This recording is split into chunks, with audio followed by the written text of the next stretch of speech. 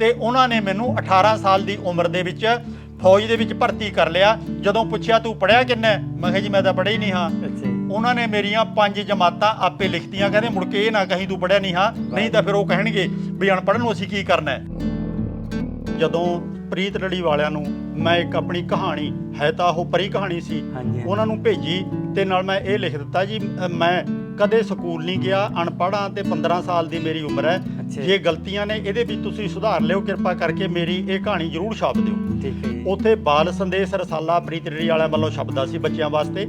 ਉਹਦੇ ਵਿੱਚ ਸਰਦਾਰ ਗੁਰਬਖਸ਼ ਸਿੰਘ ਨੇ ਇਹ ਮੇਰੀ ਕਹਾਣੀ ਵੀ ਥੋੜ੍ਹੀ ਜਿਹੀ ਸੋਧ ਕਰਕੇ ਛਾਪ ਦਿੱਤੀ ਤੇ ਮੈਨੂੰ ਸਪੈਸ਼ਲ ਚਿੱਠੀ ਲਿਖੀ, ਬੇਟਾ ਤੂੰ ਆਪਣੇ ਆਪ ਨੂੰ ਅਨਪੜ੍ਹ ਨਾ ਕਦੇ ਵੀ ਸਮਝੀ, ਤੂੰ ਤਾਂ ਇੰਨੀ ਵਧੀਆ ਕਹਾਣੀ ਲਿਖੀ ਹੈ ਤੇ ਲਿਖਦਾ ਰਹੀਂ, ਤੇਰੇ 'ਚ ਲਿਖਣ ਵਾਲੇ ਮੈਨੂੰ ਲੱਗਦਾ ਗੁਣ ਮੌਜੂਦ ਨੇ।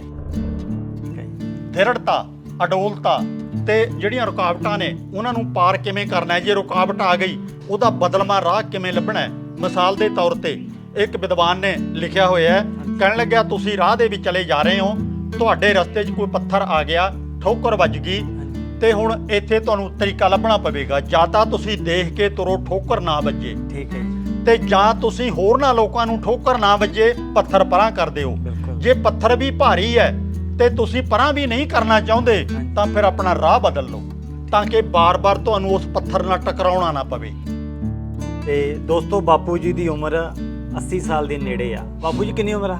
ਇੱਕ ਘੱਟ 80 ਹੈ ਇਸ ਵਕਤ। ਇੱਕ ਘੱਟ 80, 79 79 ਸਾਲ ਅਸੀਂ ਕਹਿ ਦਈਏ। ਤੇ ਤੁਸੀਂ ਬਾਪੂ ਜੀ ਦੀ ਆਵਾਜ਼ ਦੇਖ ਲਓ, ਤੰਦਰੁਸਤੀ ਦੇਖੋ। ਤੇ ਹੁਣ ਆਪਾਂ ਇੱਕ ਸੁਨੇਹਾ ਬਾਪੂ ਜੀ ਤੋਂ ਲੈਣੇ ਆ। ਮੈਂ ਉਸ ਆਪਣੀ ਜਿੱਦ ਤੋਂ ਪਿੱਛੇ ਨਾ ਹਟ ਸਕਿਆ। ਗੱਲ ਇਹ ਹੋਈ ਤੇ ਜਦੋਂ ਐਤਵਾਰ ਵਾਲੇ ਦਿਨ ਬਾਕੀ ਭੈਣ ਭਾਈ ਆ ਕੇ ਕਹਿੰਦੇ ਸੀ ਤੇ ਮਾਂ ਪਿਓ ਵੀ ਉਹਨਾਂ ਦਾ ਸਾਥ ਦਿੰਦੇ ਸੀ ਕਿ ਅੱਜ ਸਾਨੂੰ ਐਤਵਾਰ ਦੀ ਛੁੱਟੀ ਹੈ, ਕੇਸੀ ਇਸ਼ਨਾਨ ਨਹਾਉਣਾ ਹੈ, ਅੱਜ ਕੱਪੜੇ ਧੋਣੇ ਨੇ, ਕੱਪੜੇ ਮਾੜੇ ਮੋਟੇ ਪ੍ਰੈਸ ਕਰਨੇ ਨੇ, ਜਾਂ ਫਿਰ ਸਕੂਲ ਦਾ ਕੰਮ ਜਿਹੜਾ ਮਿਲਿਆ ਉਹ ਕਰਨਾ ਹੈ, ਉਹ ਤਾਂ ਕੱਪੜੇ ਧੋ ਕੇ ਨਹਾ ਕੇ ਆਪਣੇ ਕੰਮ ਕਰਨ ਬਹਿ ਗਏ। ਤੇ ਮੇਰੇ ਵਾਸਤੇ, ਡੰਗਰਾਂ ਚਾਰਨ ਵਾਲੇ ਵਾਸਤੇ, ਖੇਤੀ ਵਾਲੇ ਵਾਸਤੇ ਕੋਈ ਛੁੱਟੀ ਨਹੀਂ, ਕੋਈ ਕੱਪੜੇ ਧੋਣ ਦਾ ਮੌਕਾ ਨਹੀਂ, ਕੋਈ ਸਿਰ ਨਹਾਉਣ ਦਾ ਮੌਕਾ ਨਹੀਂ ਤੇ ਮੇਰੇ ਵੱਲ ਧਿਆਨ ਹੀ ਕੋਈ ਨਹੀਂ। ਮੈਂ ਜਦੋਂ 12-13 ਸਾਲ ਦਾ ਹੋਇਆ ਇਹ ਸਾਰਾ ਕੁਝ ਦੇਖਦਾ ਗਿਆ। ਇੱਕ ਦਿਨ ਮੈਂ ਇਹ ਕਹਿ ਲਈਏ, ਇਹਨੂੰ ਆਪਾਂ ਅੱਜ ਹੜਤਾਲ ਕਹਿ ਦਿੰਦੇ ਆ, ਠੀਕ ਹੈ ਜੀ, ਮੈਂ ਭੁੱਖ ਹੜਤਾਲ ਇੱਕ ਤਰ੍ਹਾਂ ਦੀ ਕਰ ਦਿੱਤੀ। ਤੂੰ ਇਹਦੇ ਨਾਲ ਵਿਆਹ ਕਰਾਵੇਂਗੀ? ਉਦੋਂ ਪਹਿਲਾਂ ਇੱਕ ਮੇਰੀ ਵੱਡੀ ਸਾਲੀ ਜਿਹੜੀ ਮੇਰੇ ਨਾਲੋਂ ਵੀ ਉਮਰ 'ਚ ਵੱਡੀ ਸੀ, ਉਹ ਕਹਿਣ ਲੱਗੀ ਨਾ ਇਹਦੇ ਨਾਲ ਤਾਂ ਵਿਆਹ ਮੈਂ ਕਰਾਉਂਗੀ। ਅੱਛਾ ਜੀ। ਤੇ ਮੈਂ ਤਾਂ ਕਹਿ ਹੋ ਗਿਆ, ਮੈਂ ਤੂੰ ਤਾਂ ਮੇਰੀ ਮਾਂ ਦੇ ਹਾਣ ਦੀ ਹੈ, ਜੇ ਕਰਾਉਂਗਾ ਤਾਂ ਮੈਂ ਇਹਦੇ ਨਾਲ ਹੀ ਕਰਾਉਂਗਾ। ਉਹ ਬੜੀ ਲੜੀ ਮੇਰੇ ਨਾਲ, ਉੱਚਾ ਨੀਵਾਂ ਬੋਲੀ। ਉਹੀ ਪਿੰਡ ਦੇ ਵਿੱਚ ਗੱਲਾਂ ਕਰਦੇ ਸੀ ਲੋਕ ਵੀ ਇੰਦਰ ਸਿੰਘ ਜੀ ਨੇ ਪੜ੍ਹੇ ਹੈ ਨਹੀਂ, ਪਿੰਡ 'ਚ ਪੜ੍ਹਾ ਰਹੇ ਨੇ। ਉਹ ਕੀ ਘਟਨਾ ਵਾਪਰੀ ਸੀ ਵੀ ਲੋਕ ਕਹਿ ਰਹੇ ਸੀ ਵੀ ਅਨਪੜ੍ਹ ਮਾਸਟਰ ਆਪਣੇ ਪਿੰਡ ਦੇ ਵਿੱਚ ਆਇਆ? ਮੈਂ ਜਦੋਂ ਫੌਜ ਦੇ ਵਿੱਚੋਂ ਆ ਗਿਆ, ਉੱਥੇ ਅਖਬਾਰਾਂ 'ਚ ਜਾਂ ਰੇਡੀਓ ਤੇ, ਜਲੰਧਰ ਰੇਡੀਓ ਤੋਂ ਆਪਣੇ ਆਮ ਹੀ ਚੱਲਦੇ ਸੀ ਉਦੋਂ, ਉਹਨਾਂ ਦੇ ਵਿੱਚ ਇੱਕ ਤਰ੍ਹਾਂ ਦਾ ਜਾਣਕਾਰੀ ਦਿੱਤੀ ਜਾਂਦੀ ਸੀ ਵੀ ਬਾਲਗ ਵਿੱਦਿਆ ਦਾ ਪ੍ਰਬੰਧ ਕਰੋ। ਪਿੰਡ ਦੇ ਲੋਕ, ਹਾਲਾਂਕਿ ਮੈਂ ਤਾਂ ਅਨਪੜ੍ਹ ਸੀ, ਪਰ ਮੈਨੂੰ ਸਾਰੇ ਮਾਸਟਰ ਜੀ ਕਹਿਣ ਲੱਗ ਪਏ ਤੇ ਉੱਥੋਂ ਮਾਸਟਰ ਜੀ ਦਾ ਸਿਲਸਿਲਾ ਸ਼ੁਰੂ ਹੋਇਆ। ਬਾਅਦ 'ਚ ਫਿਰ ਲੋਕੀ ਹੈਰਾਨ ਵੀ ਹੁੰਦੇ ਸੀ, ਆਪ ਤਾਂ ਸਕੂਲ ਨਹੀਂ ਗਿਆ, ਲੋਕਾਂ ਨੂੰ ਪੜ੍ਹਾਉਣ ਚੱਲ ਪਿਆ। ਕੇਰ ਸਿੰਘ ਤੇ ਬੀਬੀ ਗੁਰਨਾਮ ਕੌਰ ਇੱਥੇ ਪ੍ਰੋਫੈਸਰ ਹੁੰਦੀ ਸੀ। ਇਹਨਾਂ ਤਿੰਨਾਂ ਦੀ ਡਿਊਟੀ ਲਾਈ ਕਿ ਤੁਸੀਂ ਪਤਾ ਕਰੋ ਵੀ ਇਹ ਬੰਦਾ ਗੁਰਮਤ ਬਾਰੇ ਜਾਣਦਾ ਹੈ। ਇਹਨਾਂ ਨੇ ਕਈ ਦਿਨ ਮੇਰੇ ਤੋਂ ਤਰ੍ਹਾਂ ਦੇ ਸਵਾਲ ਜਵਾਬ ਕੀਤੇ। ਅਖੀਰ 'ਚ ਇਹਨਾਂ ਨੇ ਰਿਪੋਰਟ ਦੇ ਦਿੱਤੀ ਟੌੜਾ ਸਾਹਿਬ ਨੂੰ ਕਿ ਗੁਰਮਤ ਬਾਰੇ ਪੂਰੀ ਤਰ੍ਹਾਂ ਮਾਹਰ ਹੈ ਬੰਦਾ ਤੇ ਬਾਕੀ ਵੀ ਬਹੁਤ ਕੁਝ ਜਾਣਦਾ ਹੈ, ਪਰ ਸੱਚਮੁੱਚ ਸਕੂਲ ਕਾਲਜ ਦੀ ਪੜ੍ਹਾਈ ਕੋਈ ਨਹੀਂ ਹੈ।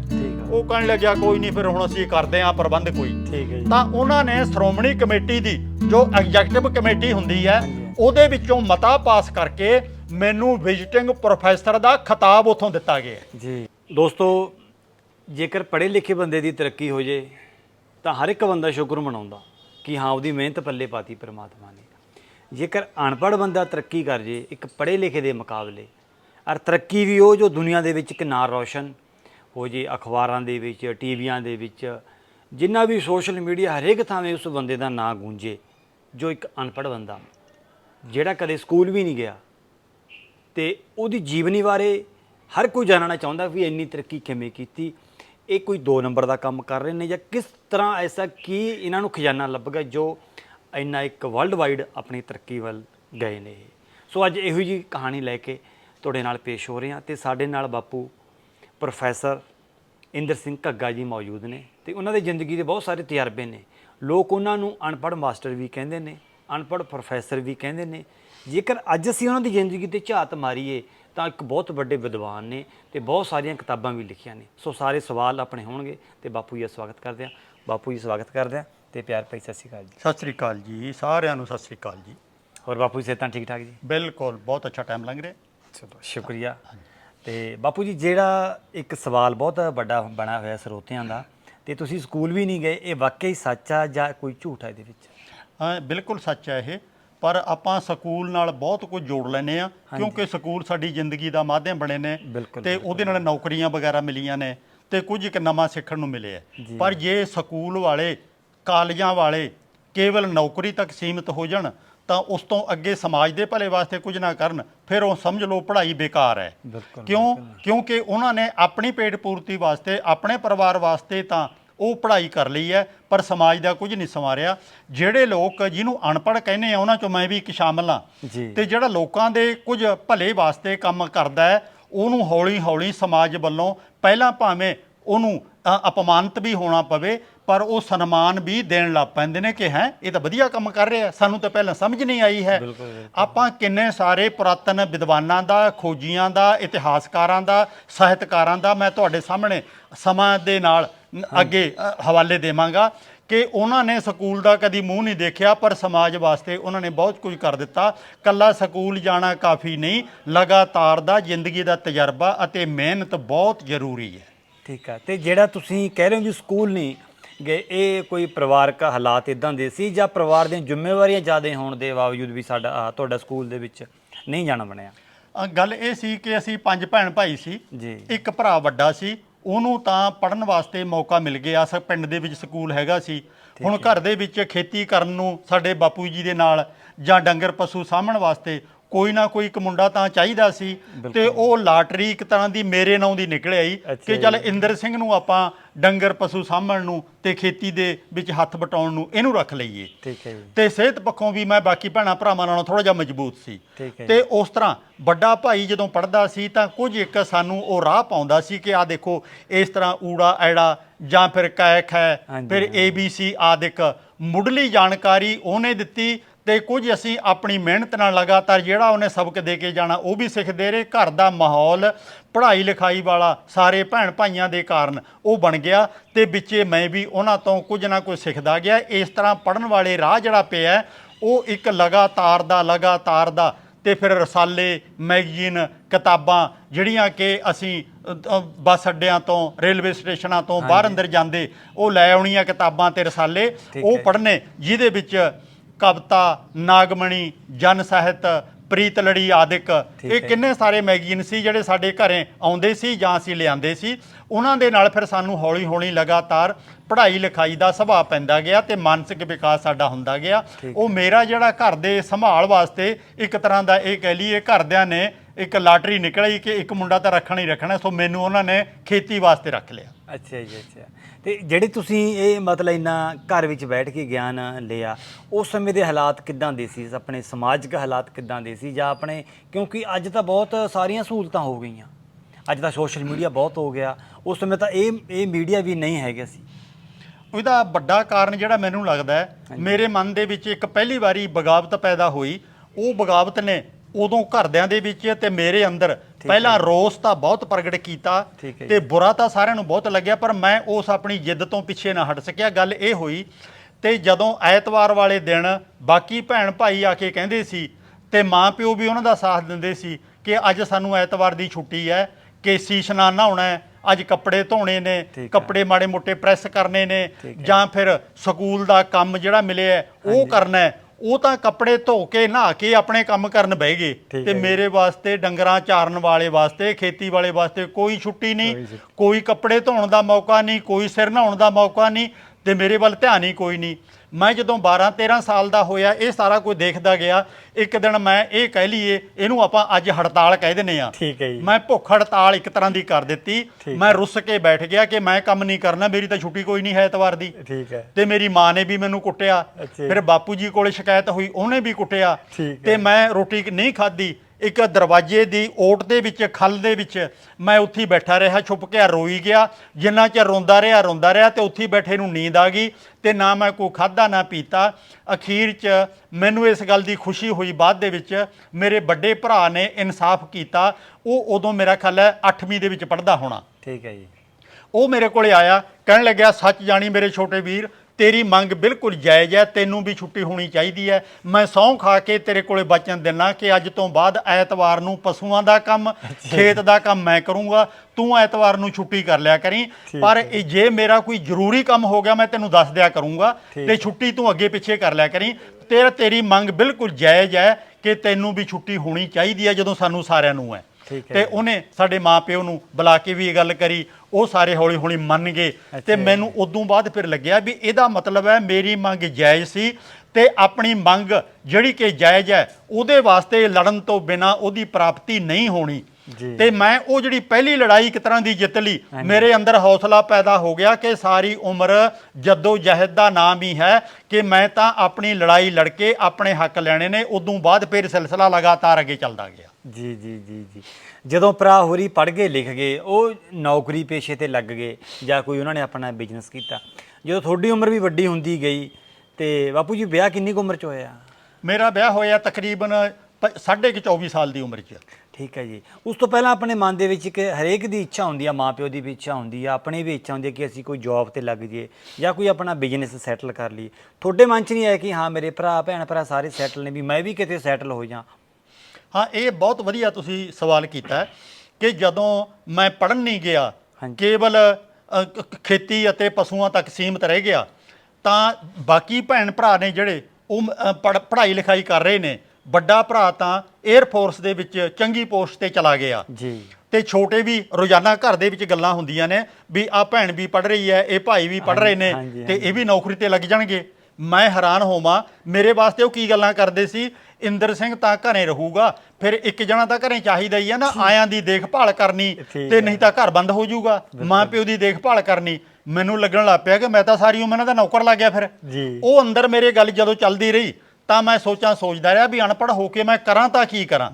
ਉਹ ਹੋਇਆ ਕਿ 1962 ਦੇ ਵਿੱਚ ਚੀਨ ਨਾਲ ਭਾਰਤ ਦੀ ਲੜਾਈ ਲੱਗ ਗਈ ਜੀ। ਉਹ ਲੜਾਈ ਦੇ ਹਟਣ ਤੋਂ ਬਾਅਦ ਭਾਰਤ ਸਰਕਾਰ ਨੇ ਰੇਡੀਓ ਤੇ ਜਾਂ ਅਖਬਾਰਾਂ ਰਾਹੀਂ ਬਹੁਤ ਪ੍ਰਚਾਰ ਕੀਤਾ ਕਿ ਸਾਨੂੰ ਫੌਜ ਦੇ ਵਿੱਚ ਨੌਜਵਾਨਾਂ ਦੀ ਦੇਸ਼ ਦੀ ਰਾਖੀ ਵਾਸਤੇ ਜ਼ਰੂਰਤ ਹੈ ਤੇ ਫੌਜ ਦੇ ਵਿੱਚ ਭਰਤੀ ਹੋਵੋ।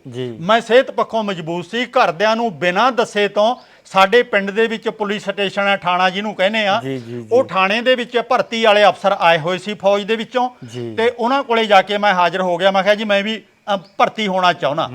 ਉਹਨਾਂ ਨੇ ਸਾਰਾ ਕੁਝ ਚੈੱਕਅਪ ਕੀਤਾ, ਬਸ ਇੱਕੋ ਨੁਕਸ ਕੱਢਿਆ ਸੀ ਕਿ ਤੇਰੇ ਕੰਨਾਂ ਦੇ ਵਿੱਚ ਮੈਲ ਹੈ, ਇਹਦੀ ਸਫਾਈ ਕਰਾ ਕੇ ਆ। ਉੱਥੇ ਹੀ ਛੋਟਾ ਜਿਹਾ ਡਾਕਟਰ ਸੀ ਬੱਸ ਅੱਡੇ ਤੇ ਘੱਗੇ, ਤੇ ਉਹਦੇ ਕੋਲੋਂ ਜਰਾ ਮੈਂ ਸਫਾਈ ਕਰਾਈ, ਦੁਬਾਰਾ ਫਿਰ ਚਲਾ ਗਿਆ। ਕਹਿੰਦੇ ਹਾਂ ਹੁਣ ਤੂੰ ਫਿੱਟ ਹੈ। ਤੇ ਉਹਨਾਂ ਨੇ ਮੈਨੂੰ 18 ਸਾਲ ਦੀ ਉਮਰ ਦੇ ਵਿੱਚ ਫੌਜ ਦੇ ਵਿੱਚ ਭਰਤੀ ਕਰ ਲਿਆ। ਜਦੋਂ ਪੁੱਛਿਆ ਤੂੰ ਪੜ੍ਹਿਆ ਕਿੰਨਾ, ਮੈਂ ਕਿਹਾ ਜੀ ਮੈਂ ਤਾਂ ਪੜ੍ਹਿਆ ਹੀ ਨਹੀਂ ਹਾਂ। ਉਹਨਾਂ ਨੇ ਮੇਰੀਆਂ 5 ਜਮਾਤਾਂ ਆਪੇ ਲਿਖਤੀਆਂ। ਕਹਿੰਦੇ ਮੁੜ ਕੇ ਇਹ ਨਾ ਕਹੀਂ ਤੂੰ ਪੜ੍ਹਿਆ ਨਹੀਂ ਹਾਂ, ਨਹੀਂ ਤਾਂ ਫਿਰ ਉਹ ਕਹਿਣਗੇ ਵੀ ਅਨਪੜ੍ਹ ਨੂੰ ਅਸੀਂ ਕੀ ਕਰਨਾ ਹੈ। ਤੂੰ 5 ਜਮਾਤਾਂ ਜਿੰਨਾ ਹਿੰਦੀ, ਥੋੜੀ ਥੋੜੀ ਅੰਗਰੇਜ਼ੀ ਤੇ ਪੰਜਾਬੀ, 3 ਭਾਸ਼ਾਵਾਂ ਥੋੜੀਆਂ ਥੋੜੀਆਂ ਜਾਣਦਾ ਹੈ, ਇਹ ਕਹਿ ਦਿਆ ਕਰੀ ਕਿ ਮੈਂ 5 ਜਮਾਤਾਂ ਪੜ੍ਹਿਆ। ਮੈਂ ਕਿਹਾ ਜੀ ਜੇ ਤੁਸੀਂ ਕਹਿੰਦੇ ਹੋ ਫਿਰ ਮੈਂ ਅੱਗੇ ਨੂੰ ਕਹਿ ਦਿਆ ਕਰੂੰਗਾ। ਤਾਂ ਮੈਂ 5 ਜਮਾਤਾਂ ਕਹਿਣ ਲੱਗ ਪਿਆ। ਉਸ ਤਰ੍ਹਾਂ ਇਹਨਾਂ ਨੇ ਮੈਨੂੰ ਫੌਜ ਦੇ ਵਿੱਚ ਭਰਤੀ ਕਰ ਲਿਆ। ਸਾਡੀ ਮਾਂ ਬਹੁਤ ਰੋਈ, ਬਾਪ ਵੀ ਬਹੁਤ ਉਦਾਸ ਹੋਇਆ, ਭੈਣ ਭਾਈ ਆਦਿਕ ਸਾਰੇ ਬਹੁਤ ਦੁਖੀ ਹੋਏ ਵੀ ਇਹ ਵੀ ਤਾਂ ਘਰ ਨੂੰ ਸਾਂਭਣ ਵਾਲਾ ਸੀ, ਇਹੀ ਘਰੋਂ ਭੱਜ ਗਿਆ। ਤੇ ਪਰ ਮੈਨੂੰ ਲੱਗਦਾ ਸੀ ਕਿ ਮੇਰਾ ਘਰੇ ਰਹਿ ਕੇ ਬਾਕੀਆਂ ਦਾ ਨੌਕਰ ਬਣਨਾ ਜਾਇਜ਼ ਨਹੀਂ, ਅੱਗੇ ਵਧਣ ਵਾਸਤੇ ਮੈਨੂੰ ਕੋਈ ਨਾ ਕੋਈ ਹਿੰਮਤ ਕਰਨੀ ਪੈਣੀ ਹੈ। ਤੇ ਇਸ ਤਰ੍ਹਾਂ ਦਾ ਬਗਾਵਤ ਹੈ ਜਿਹੜੀ ਮੇਰੇ ਮਨ ਦੇ ਵਿੱਚ ਪਹਿਲੇ ਦਿਨ ਤੋਂ ਅਚਨਚੇਤੀ ਪੈਦਾ ਹੁੰਦੀ ਰਹੀ ਹੈ ਤੇ ਉਹਦੇ ਵਾਸਤੇ ਮੈਂ ਜਦੋਜਹਿਦ ਕਰਦਾ ਰਿਹਾ। ਠੀਕ ਹੈ ਜੀ, ਠੀਕ ਹੈ। ਤੇ ਬਾਪੂ ਜੀ ਫਿਰ ਜਿਹੜਾ ਫੌਜ ਦਾ ਸਫ਼ਰ ਸੀ, ਆਰਮੀ ਦਾ ਸਫ਼ਰ ਸੀ, ਉਹ ਕਿੱਦਾਂ ਦਾ ਰਿਹਾ? ਉਹ ਕਿੱਦਾਂ ਦਾ ਐਕਸਪੀਰੀਅੰਸ ਤੁਸੀਂ ਮਤਲਬ ਦੱਸਣਾ ਚਾਹੁੰਦੇ ਹੋ? ਉਹਦੇ ਵਿੱਚ ਮੈਂ ਇੱਕ ਤਾਂ ਕੰਮ ਬਹੁਤ ਸਿੱਖੇ ਤਰ੍ਹਾਂ ਤਰ੍ਹਾਂ ਦੇ, ਮੇਰਾ ਮਾਨਸਿਕ ਵਿਕਾਸ ਉਹਦੇ ਨਾਲ ਹੋਇਆ। ਪਹਿਲੀ ਜਿਹੜੀ ਘਟਨਾ ਮੇਰੇ ਨਾਲ ਫੌਜ ਦੇ ਵਿੱਚ ਇੱਕ ਵਾਪਰੀ, ਜਦੋਂ ਮੈਂ ਬੰਬਈ ਦੇ ਨੇੜੇ ਨਾਸਿਕ ਹੈ ਇੱਕ ਟ੍ਰੇਨਿੰਗ ਸੈਂਟਰ, ਤੇ ਉੱਥੇ ਜਦੋਂ ਭਰਤੀ ਹੋ ਕੇ ਗਿਆ ਤਾਂ ਸਾਨੂੰ 20 ਮੁੰਡਿਆਂ ਨੂੰ, ਜਿਹੜੇ ਕਿ ਕੁਛ ਤਾਂ ਆ ਚੁੱਕੇ ਨੇ, ਕੁਛ ਹਲੇ ਆਉਣੇ ਨੇ, 18 ਨੂੰ ਤੇ 20 ਨੂੰ ਇੱਕ ਸਕਾਡ ਬਣਾ ਕੇ, ਗਰੁੱਪ ਬਣਾ ਕੇ ਉਹਨਾਂ ਦੀ ਟ੍ਰੇਨਿੰਗ ਬਕਾਇਦਾ ਇੱਕ ਵਿਧੀ ਨਾਲ ਸ਼ੁਰੂ ਹੁੰਦੀ ਹੈ। ਪਰ ਉਹ ਮੁੰਡੇ ਹਲੇ ਪੂਰੇ ਨਹੀਂ ਸੀ ਹੋਏ। ਸਾਨੂੰ ਇੱਕ ਉਹਨਾਂ ਦਾ ਇੰਚਾਰਜ ਟੀਚਰ ਆਉਂਦਾ ਸੀ, ਉੱਥੋਂ ਦੇ ਰਹਿਣ ਸਹਿਣ ਦੇ, ਖਾਣ ਪੀਣ ਦੇ, ਉੱਠਣ ਬੈਠਣ ਦੇ ਢੰਗ ਤਰੀਕੇ ਦੱਸਦਾ ਸੀ। ਠੀਕ ਹੈ। ਜਦੋਂ ਇਸ ਤਰ੍ਹਾਂ 8-10 ਦਿਨਾਂ 'ਚ ਉਹ ਵੱਖੋ ਵੱਖਰੇ ਸੂਬਿਆਂ 'ਚ ਆ ਕੇ ਮੁੰਡੇ 20 ਦੇ ਨੇੜੇ ਤੇੜੇ ਇਕੱਠੇ ਹੋ ਗਏ, ਸਾਡਾ ਗਰੁੱਪ ਬਣ ਗਿਆ। ਉਹ ਅਖੀਰਲੇ ਦਿਨ ਸੂਬੇਦਾਰ ਆਇਆ, ਆ ਕੇ ਉਹਨਾਂ ਨੇ ਥੋੜਾ ਬਹੁਤਾ ਲੈਕਚਰ ਦਿੱਤਾ ਕਿ ਅੱਜ ਤੋਂ ਬਾਅਦ ਤੁਹਾਡੀ ਜਿਹੜੀ ਹੈ ਇੱਕ ਪੀਰੀਅਡ ਦੇ ਮੁਤਾਬਕ ਵਿਧੀ ਪੂਰਵਕ ਪੜ੍ਹਾਈ ਸ਼ੁਰੂ ਹੋਣੀ ਹੈ। ਬਿਲਕੁਲ ਬਿਲਕੁਲ। ਤੇ ਉਹਨੂੰ ਮੈਨੂੰ ਆਵਾਜ਼ ਦਿੱਤੀ, ਕਹਿੰਦਾ ਇੰਦਰ ਸਿੰਘ ਖੜਾ ਹੋ ਜਾ। ਹਾਂਜੀ। ਮੈਂ ਖੜਾ ਹੋ ਗਿਆ। ਕਹਿਣ ਲੱਗਾ ਕਾਕਾ ਤੂੰ ਇਹਨਾਂ ਦਾ ਅੱਜ ਤੋਂ ਮਨੀਟਰ ਹੋਵੇਂਗਾ ਸਾਰਿਆਂ ਦਾ। ਅੱਛਾ ਜੀ। ਮੈਂ ਕਿਹਾ ਜੀ ਮੈਂ ਮਨੀਟਰ ਕਿਵੇਂ ਹੋ ਜਾਊਂਗਾ? ਹਾਂਜੀ। ਕਹਿਣ ਲੱਗਿਆ ਕੀ ਗੱਲ, ਕਿਉਂ ਨਹੀਂ ਹੋਵੇਂਗਾ? ਮੈਂ ਕਿਹਾ ਜੀ ਮੈਂ ਤਾਂ ਬਿਲਕੁਲ ਹੀ ਅਨਪੜ੍ਹ ਬੰਦਾ। ਕਹਿੰਦਾ ਬੇਟਾ ਅਨਪੜ੍ਹ ਨਹੀਂ ਕਹੀਦਾ, ਤੂੰ ਪੜ੍ਹਿਆ ਲਿਖਿਆ ਤੇ ਅਸੀਂ ਤੈਨੂੰ ਪੜ੍ਹਿਆ ਲਿਖਿਆ ਮੰਨਦੇ ਆ, ਤੂੰ ਮਨੀਟਰ ਹੈ। ਮੈਂ ਤੋਂ ਇਹ ਵੀ ਕਹਿ ਹੋ ਗਿਆ, ਮੈਂ ਕਿਹਾ ਜੀ ਮੈਂ ਬਿਲਕੁਲ ਸਕੂਲ ਨਹੀਂ ਕਦੇ ਗਿਆ, ਮੈਂ ਤਾਂ ਗਧਿਆਂ ਵਰਗਾ ਮੁੰਡਾ। ਠੀਕ ਹੈ। ਤੇ ਇਹ ਪੜ੍ਹੇ ਲਿਖੇ ਨੇ, ਜਿਹੜਾ ਮੇਰਾ ਹੌਸਲਾ ਵਧਾਇਆ ਸੂਬੇਦਾਰ ਨੇ। ਕਹਿਣ ਲੱਗਿਆ ਬੇਟਾ ਉਦੋਂ ਮੁੜ ਕੇ ਤੂੰ ਆਪਣੇ ਆਪ ਨੂੰ ਅਨਪੜ੍ਹ ਨਹੀਂ ਕਹਿਣਾ, ਆਪਣੇ ਆਪ ਨੂੰ ਗਧਾ ਨਹੀਂ ਕਹਿਣਾ, ਤੂੰ ਗਧਿਆਂ ਨੂੰ ਹੱਕਣ ਵਾਲਾ। ਇਹ ਬਹੁਤੇ ਪੜ੍ਹੇ ਲਿਖੇ ਗਧਿਆਂ ਨਾਲੋਂ ਵੀ ਭੜੇ ਹੋਏ ਬੈਠੇ ਨੇ। ਮੈਂ ਤੈਨੂੰ ਪਰਖ ਲਿਆ। ਸਾਡਾ ਕੰਮ ਹੀ ਰੋਜ਼ ਦਾ ਇਹ ਹੈ ਕਿ ਕਿਹੜਾ ਮੁੰਡਾ ਕਿਹੜੀ ਗੱਲ ਨੂੰ ਪਕੜਦਾ ਹੈ, ਗ੍ਰਹਿਣ ਕਰਦਾ ਹੈ, ਅਪਣਾਉਂਦਾ ਹੈ ਤੇ ਆਪਣੀ ਜ਼ਿੰਦਗੀ 'ਚ ਲਾਗੂ ਕਰਦਾ ਹੈ। ਅਸੀਂ ਇੰਨੇ ਦਿਨਾਂ ਤੋਂ ਪਰਖ ਪੜਚੋਲ ਕਰਕੇ ਤੈਨੂੰ ਤਾਂ ਚੁਣਿਆ ਕਿਉਂਕਿ ਤੂੰ ਇਹਨਾਂ ਤੋਂ ਸਾਰਿਆਂ ਤੋਂ ਇਸ ਗੱਲ ਨੂੰ ਪਕੜਨ ਵਾਸਤੇ, ਸਿੱਖਣ ਵਾਸਤੇ ਅੱਗੇ ਲੰਘ ਗਿਆ। ਤੂੰ ਇਹਨਾਂ ਦਾ ਮਨੀਟਰ ਹੋਵੇਂਗਾ। ਜੇ ਤੇਰਾ ਕਹਿਣਾ ਨਹੀਂ ਮੰਨਣਗੇ ਸਾਨੂੰ ਦੱਸੀ, ਅਸੀਂ ਇਹਨੂੰ ਕੰਨੋਂ ਪਕੜ ਕੇ ਸਿੱਧੇ ਰਾਹ ਪਾਵਾਂਗੇ। ਮੈਨੂੰ ਫਿਰ ਲੱਗਣ ਲੱਗ ਪਿਆ ਵੀ ਇਹਦਾ ਮਤਲਬ ਮੈਨੂੰ ਥੋੜੀ ਅਕਲ ਹੈ। ਜੀ ਜੀ। ਤੇ ਉਹ ਇੰਨਾ ਹੌਸਲਾ ਵਧਿਆ। ਫਿਰ ਮੈਂ ਲਗਾਤਾਰ ਮਿਹਨਤ ਕਰਦਾ ਗਿਆ ਤੇ ਕਿੰਨੇ ਸਾਰੇ ਮੁੰਡੇ ਜਿਹੜੇ ਨਾਲ ਦੇ ਸੀ ਉਹਨਾਂ ਤੋਂ ਹਰੇਕ ਕੰਮ ਦੇ ਵਿੱਚ ਅੱਗੇ ਲੰਘਦਾ ਗਿਆ। ਕਈਆਂ ਨੂੰ ਜੈਲਸ ਵੀ ਹੁੰਦੀ ਸੀ। ਫਿਰ ਅੱਗੇ ਤੋਂ ਚੱਲਦਾ 1965 ਦੀ ਜਿਹੜੀ ਲੜਾਈ ਆ ਪਾਕਿਸਤਾਨ ਨਾਲ ਲੱਗੀ ਸੀ, ਉਹਦੇ 'ਚ ਵੀ ਮੋਹਰੀ ਹੋ ਕੇ ਲੜਨ ਦਾ ਮੌਕਾ ਮਿਲਿਆ ਤੇ ਉਹ ਮੈਡਲ ਆਦਿਕ ਵੀ ਕੰਮ ਕਰਨ ਵਾਸਤੇ ਉੱਥੇ ਮਿਲੇ। ਇਸ ਤਰ੍ਹਾਂ ਦਾ ਬਹੁਤ ਮਾਣ ਸਨਮਾਨ ਫਿਰ ਉਸ ਲੜਾਈ ਦੇ ਕਾਰਨ ਅਤੇ ਫੌਜ ਦੀ ਸੇਵਾ ਦੇ ਕਾਰਨ ਮਿਲਿਆ। ਪਰ ਮੈਂ 6 ਸਾਲ ਦੀ ਨੌਕਰੀ ਤੋਂ ਬਾਅਦ ਘਰੇਲੂ ਹਾਲਾਤ, ਇੱਕ ਮੇਰੇ ਮਾਮਾ ਜੀ ਚਾਹੁੰਦੇ ਸੀ ਮੈਂ ਉਹਨਾਂ ਦੇ ਘਰ-ਬਾਰ ਨੂੰ ਸਾਂਭਾਂ, ਉਹਨਾਂ ਦੇ ਮੁੰਡਾ ਕੋਈ ਨਹੀਂ ਸੀ ਤੇ ਉਹਨਾਂ ਨੇ ਜ਼ੋਰ ਪਾਇਆ ਮੇਰੇ ਤੇ, ਤਾਂ ਮੈਨੂੰ 6 ਸਾਲਾਂ ਤੋਂ ਬਾਅਦ ਫੌਜ ਦੇ ਵਿੱਚੋਂ ਨੌ ਕਟਾ ਕੇ ਵਾਪਸ ਆਉਣਾ ਪੈ ਗਿਆ। ਪਰ ਫਿਰ ਵੀ ਮੈਂ ਟੇਕੇ ਨਹੀਂ ਬੈਠਿਆ, ਫਿਰ ਹੋਰ ਕੰਮਾਂ ਤੇ ਲੱਗ ਗਿਆ। ਠੀਕ ਹੈ। ਤੇ ਇਹ ਜਦੋਂ ਬਾਪੂ ਜੀ ਤੁਸੀਂ ਫੌਜ ਦੇ ਵਿੱਚ ਆ ਗਏ, ਉਦੋਂ ਮੈਰਿਜ ਫਿਰ ਬਾਅਦ ਚ ਹੋਈ ਆ ਤੁਹਾਡੀ? ਫੌਜ ਦੇ ਵਿੱਚੋਂ ਆ ਕੇ ਜਦੋਂ ਮੈਂ ਤਕਰੀਬਨ 25-26 ਸਾਲ ਦਾ ਹੋ ਗਿਆ ਸੀ, ਫਿਰ ਮੇਰੀ ਮੈਰਿਜ ਹੋਈ ਹੈ। ਤੇ ਇਹ ਮੰਗਣੀ ਪਹਿਲਾਂ ਹੋ ਗਈ ਸੀ ਕਿਉਂਕਿ ਮੇਰੇ ਵੱਡੇ ਭਰਾ ਦੀ ਜਿਹੜੀ ਸਾਲੀ ਸੀ ਉੱਥੇ ਉਸੇ ਘਰ ਦੇ ਵਿੱਚ ਮੇਰੀ ਮੰਗਣੀ ਹੋ ਗਈ ਸੀ। ਉੱਥੇ ਵੀ ਇੱਕ ਤਰ੍ਹਾਂ ਦੀ ਇਹੋ ਜਿਹੀ ਘਟਨਾ ਵਾਪਰੀ ਕਿਉਂਕਿ ਵਿਆਹ ਤੋਂ ਪਹਿਲਾਂ ਤਾਂ ਮੁੰਡੇ ਨੇ ਜਿਹੜੇ ਆਪਣੇ ਭਰਾ ਦੇ ਸਹੁਰੇ ਆਦਿਕ ਚਲੇ ਜਾਂਦੇ ਨੇ ਤੇ ਮੇਰਾ ਹਲੇ ਵਿਆਹ ਨਹੀਂ ਸੀ ਹੋਇਆ, ਨਾ ਮੰਗਣੀ ਹੋਈ ਸੀ। ਮੈਂ ਉੱਥੇ ਚਲਾ ਜਾਂਦਾ ਸੀ। ਇੱਕ ਦਿਨ ਸ਼ਰਾਰਤਾਂ ਦੇ ਵਿੱਚ ਉਹਨਾਂ ਨੇ ਮੇਰੇ ਨਾਲ ਕਈ ਤਰ੍ਹਾਂ ਦੇ ਅਜਿਹੀਆਂ ਸ਼ਰਾਰਤਾਂ ਕੀਤੀਆਂ ਲੜਕੀਆਂ ਨੇ ਤੇ ਮੈਂ ਉਹਨਾਂ ਦੇ ਇਹ ਜਵਾਬ ਦਿੱਤੇ। ਉਹਨਾਂ ਨੂੰ ਲੱਗਣ ਲੱਗ ਪਿਆ ਵੀ ਮੁੰਡਾ ਬਹੁਤ ਤੇਜ਼ ਹੈ ਇਹ। ਬਿਲਕੁਲ। ਉੱਥੇ ਮੇਰੀ ਜਿਹੜੀ ਸੱਸ ਮਾਂ ਸੀ ਉਹਦੇ ਕੋਲੇ ਇੱਕ ਬਜ਼ੁਰਗ ਗਵਾਂਢ ਦੀ ਬੁੜੀ ਹੋਰ ਆਉਂਦੀ ਸੀ। ਠੀਕ ਹੈ ਜੀ। ਉਹ ਕਹਿਣ ਲੱਗੀ, ਮਾਂ ਜੀ, ਮੇਰੀ ਸੱਸ ਕਹਿਣ ਲੱਗੀ, ਮਾਂ ਜੀ ਆਹ ਮੁੰਡਾ ਇੱਕ ਤੁਸੀਂ ਕਿਵੇਂ ਮਹਿਸੂਸ ਕਰਦੇ ਹੋ ਜੇ ਆਪਾਂ ਕੁੜੀ ਇਹਦੇ ਨਾਲ ਕੋਈ ਮੰਗਦੀ ਏ?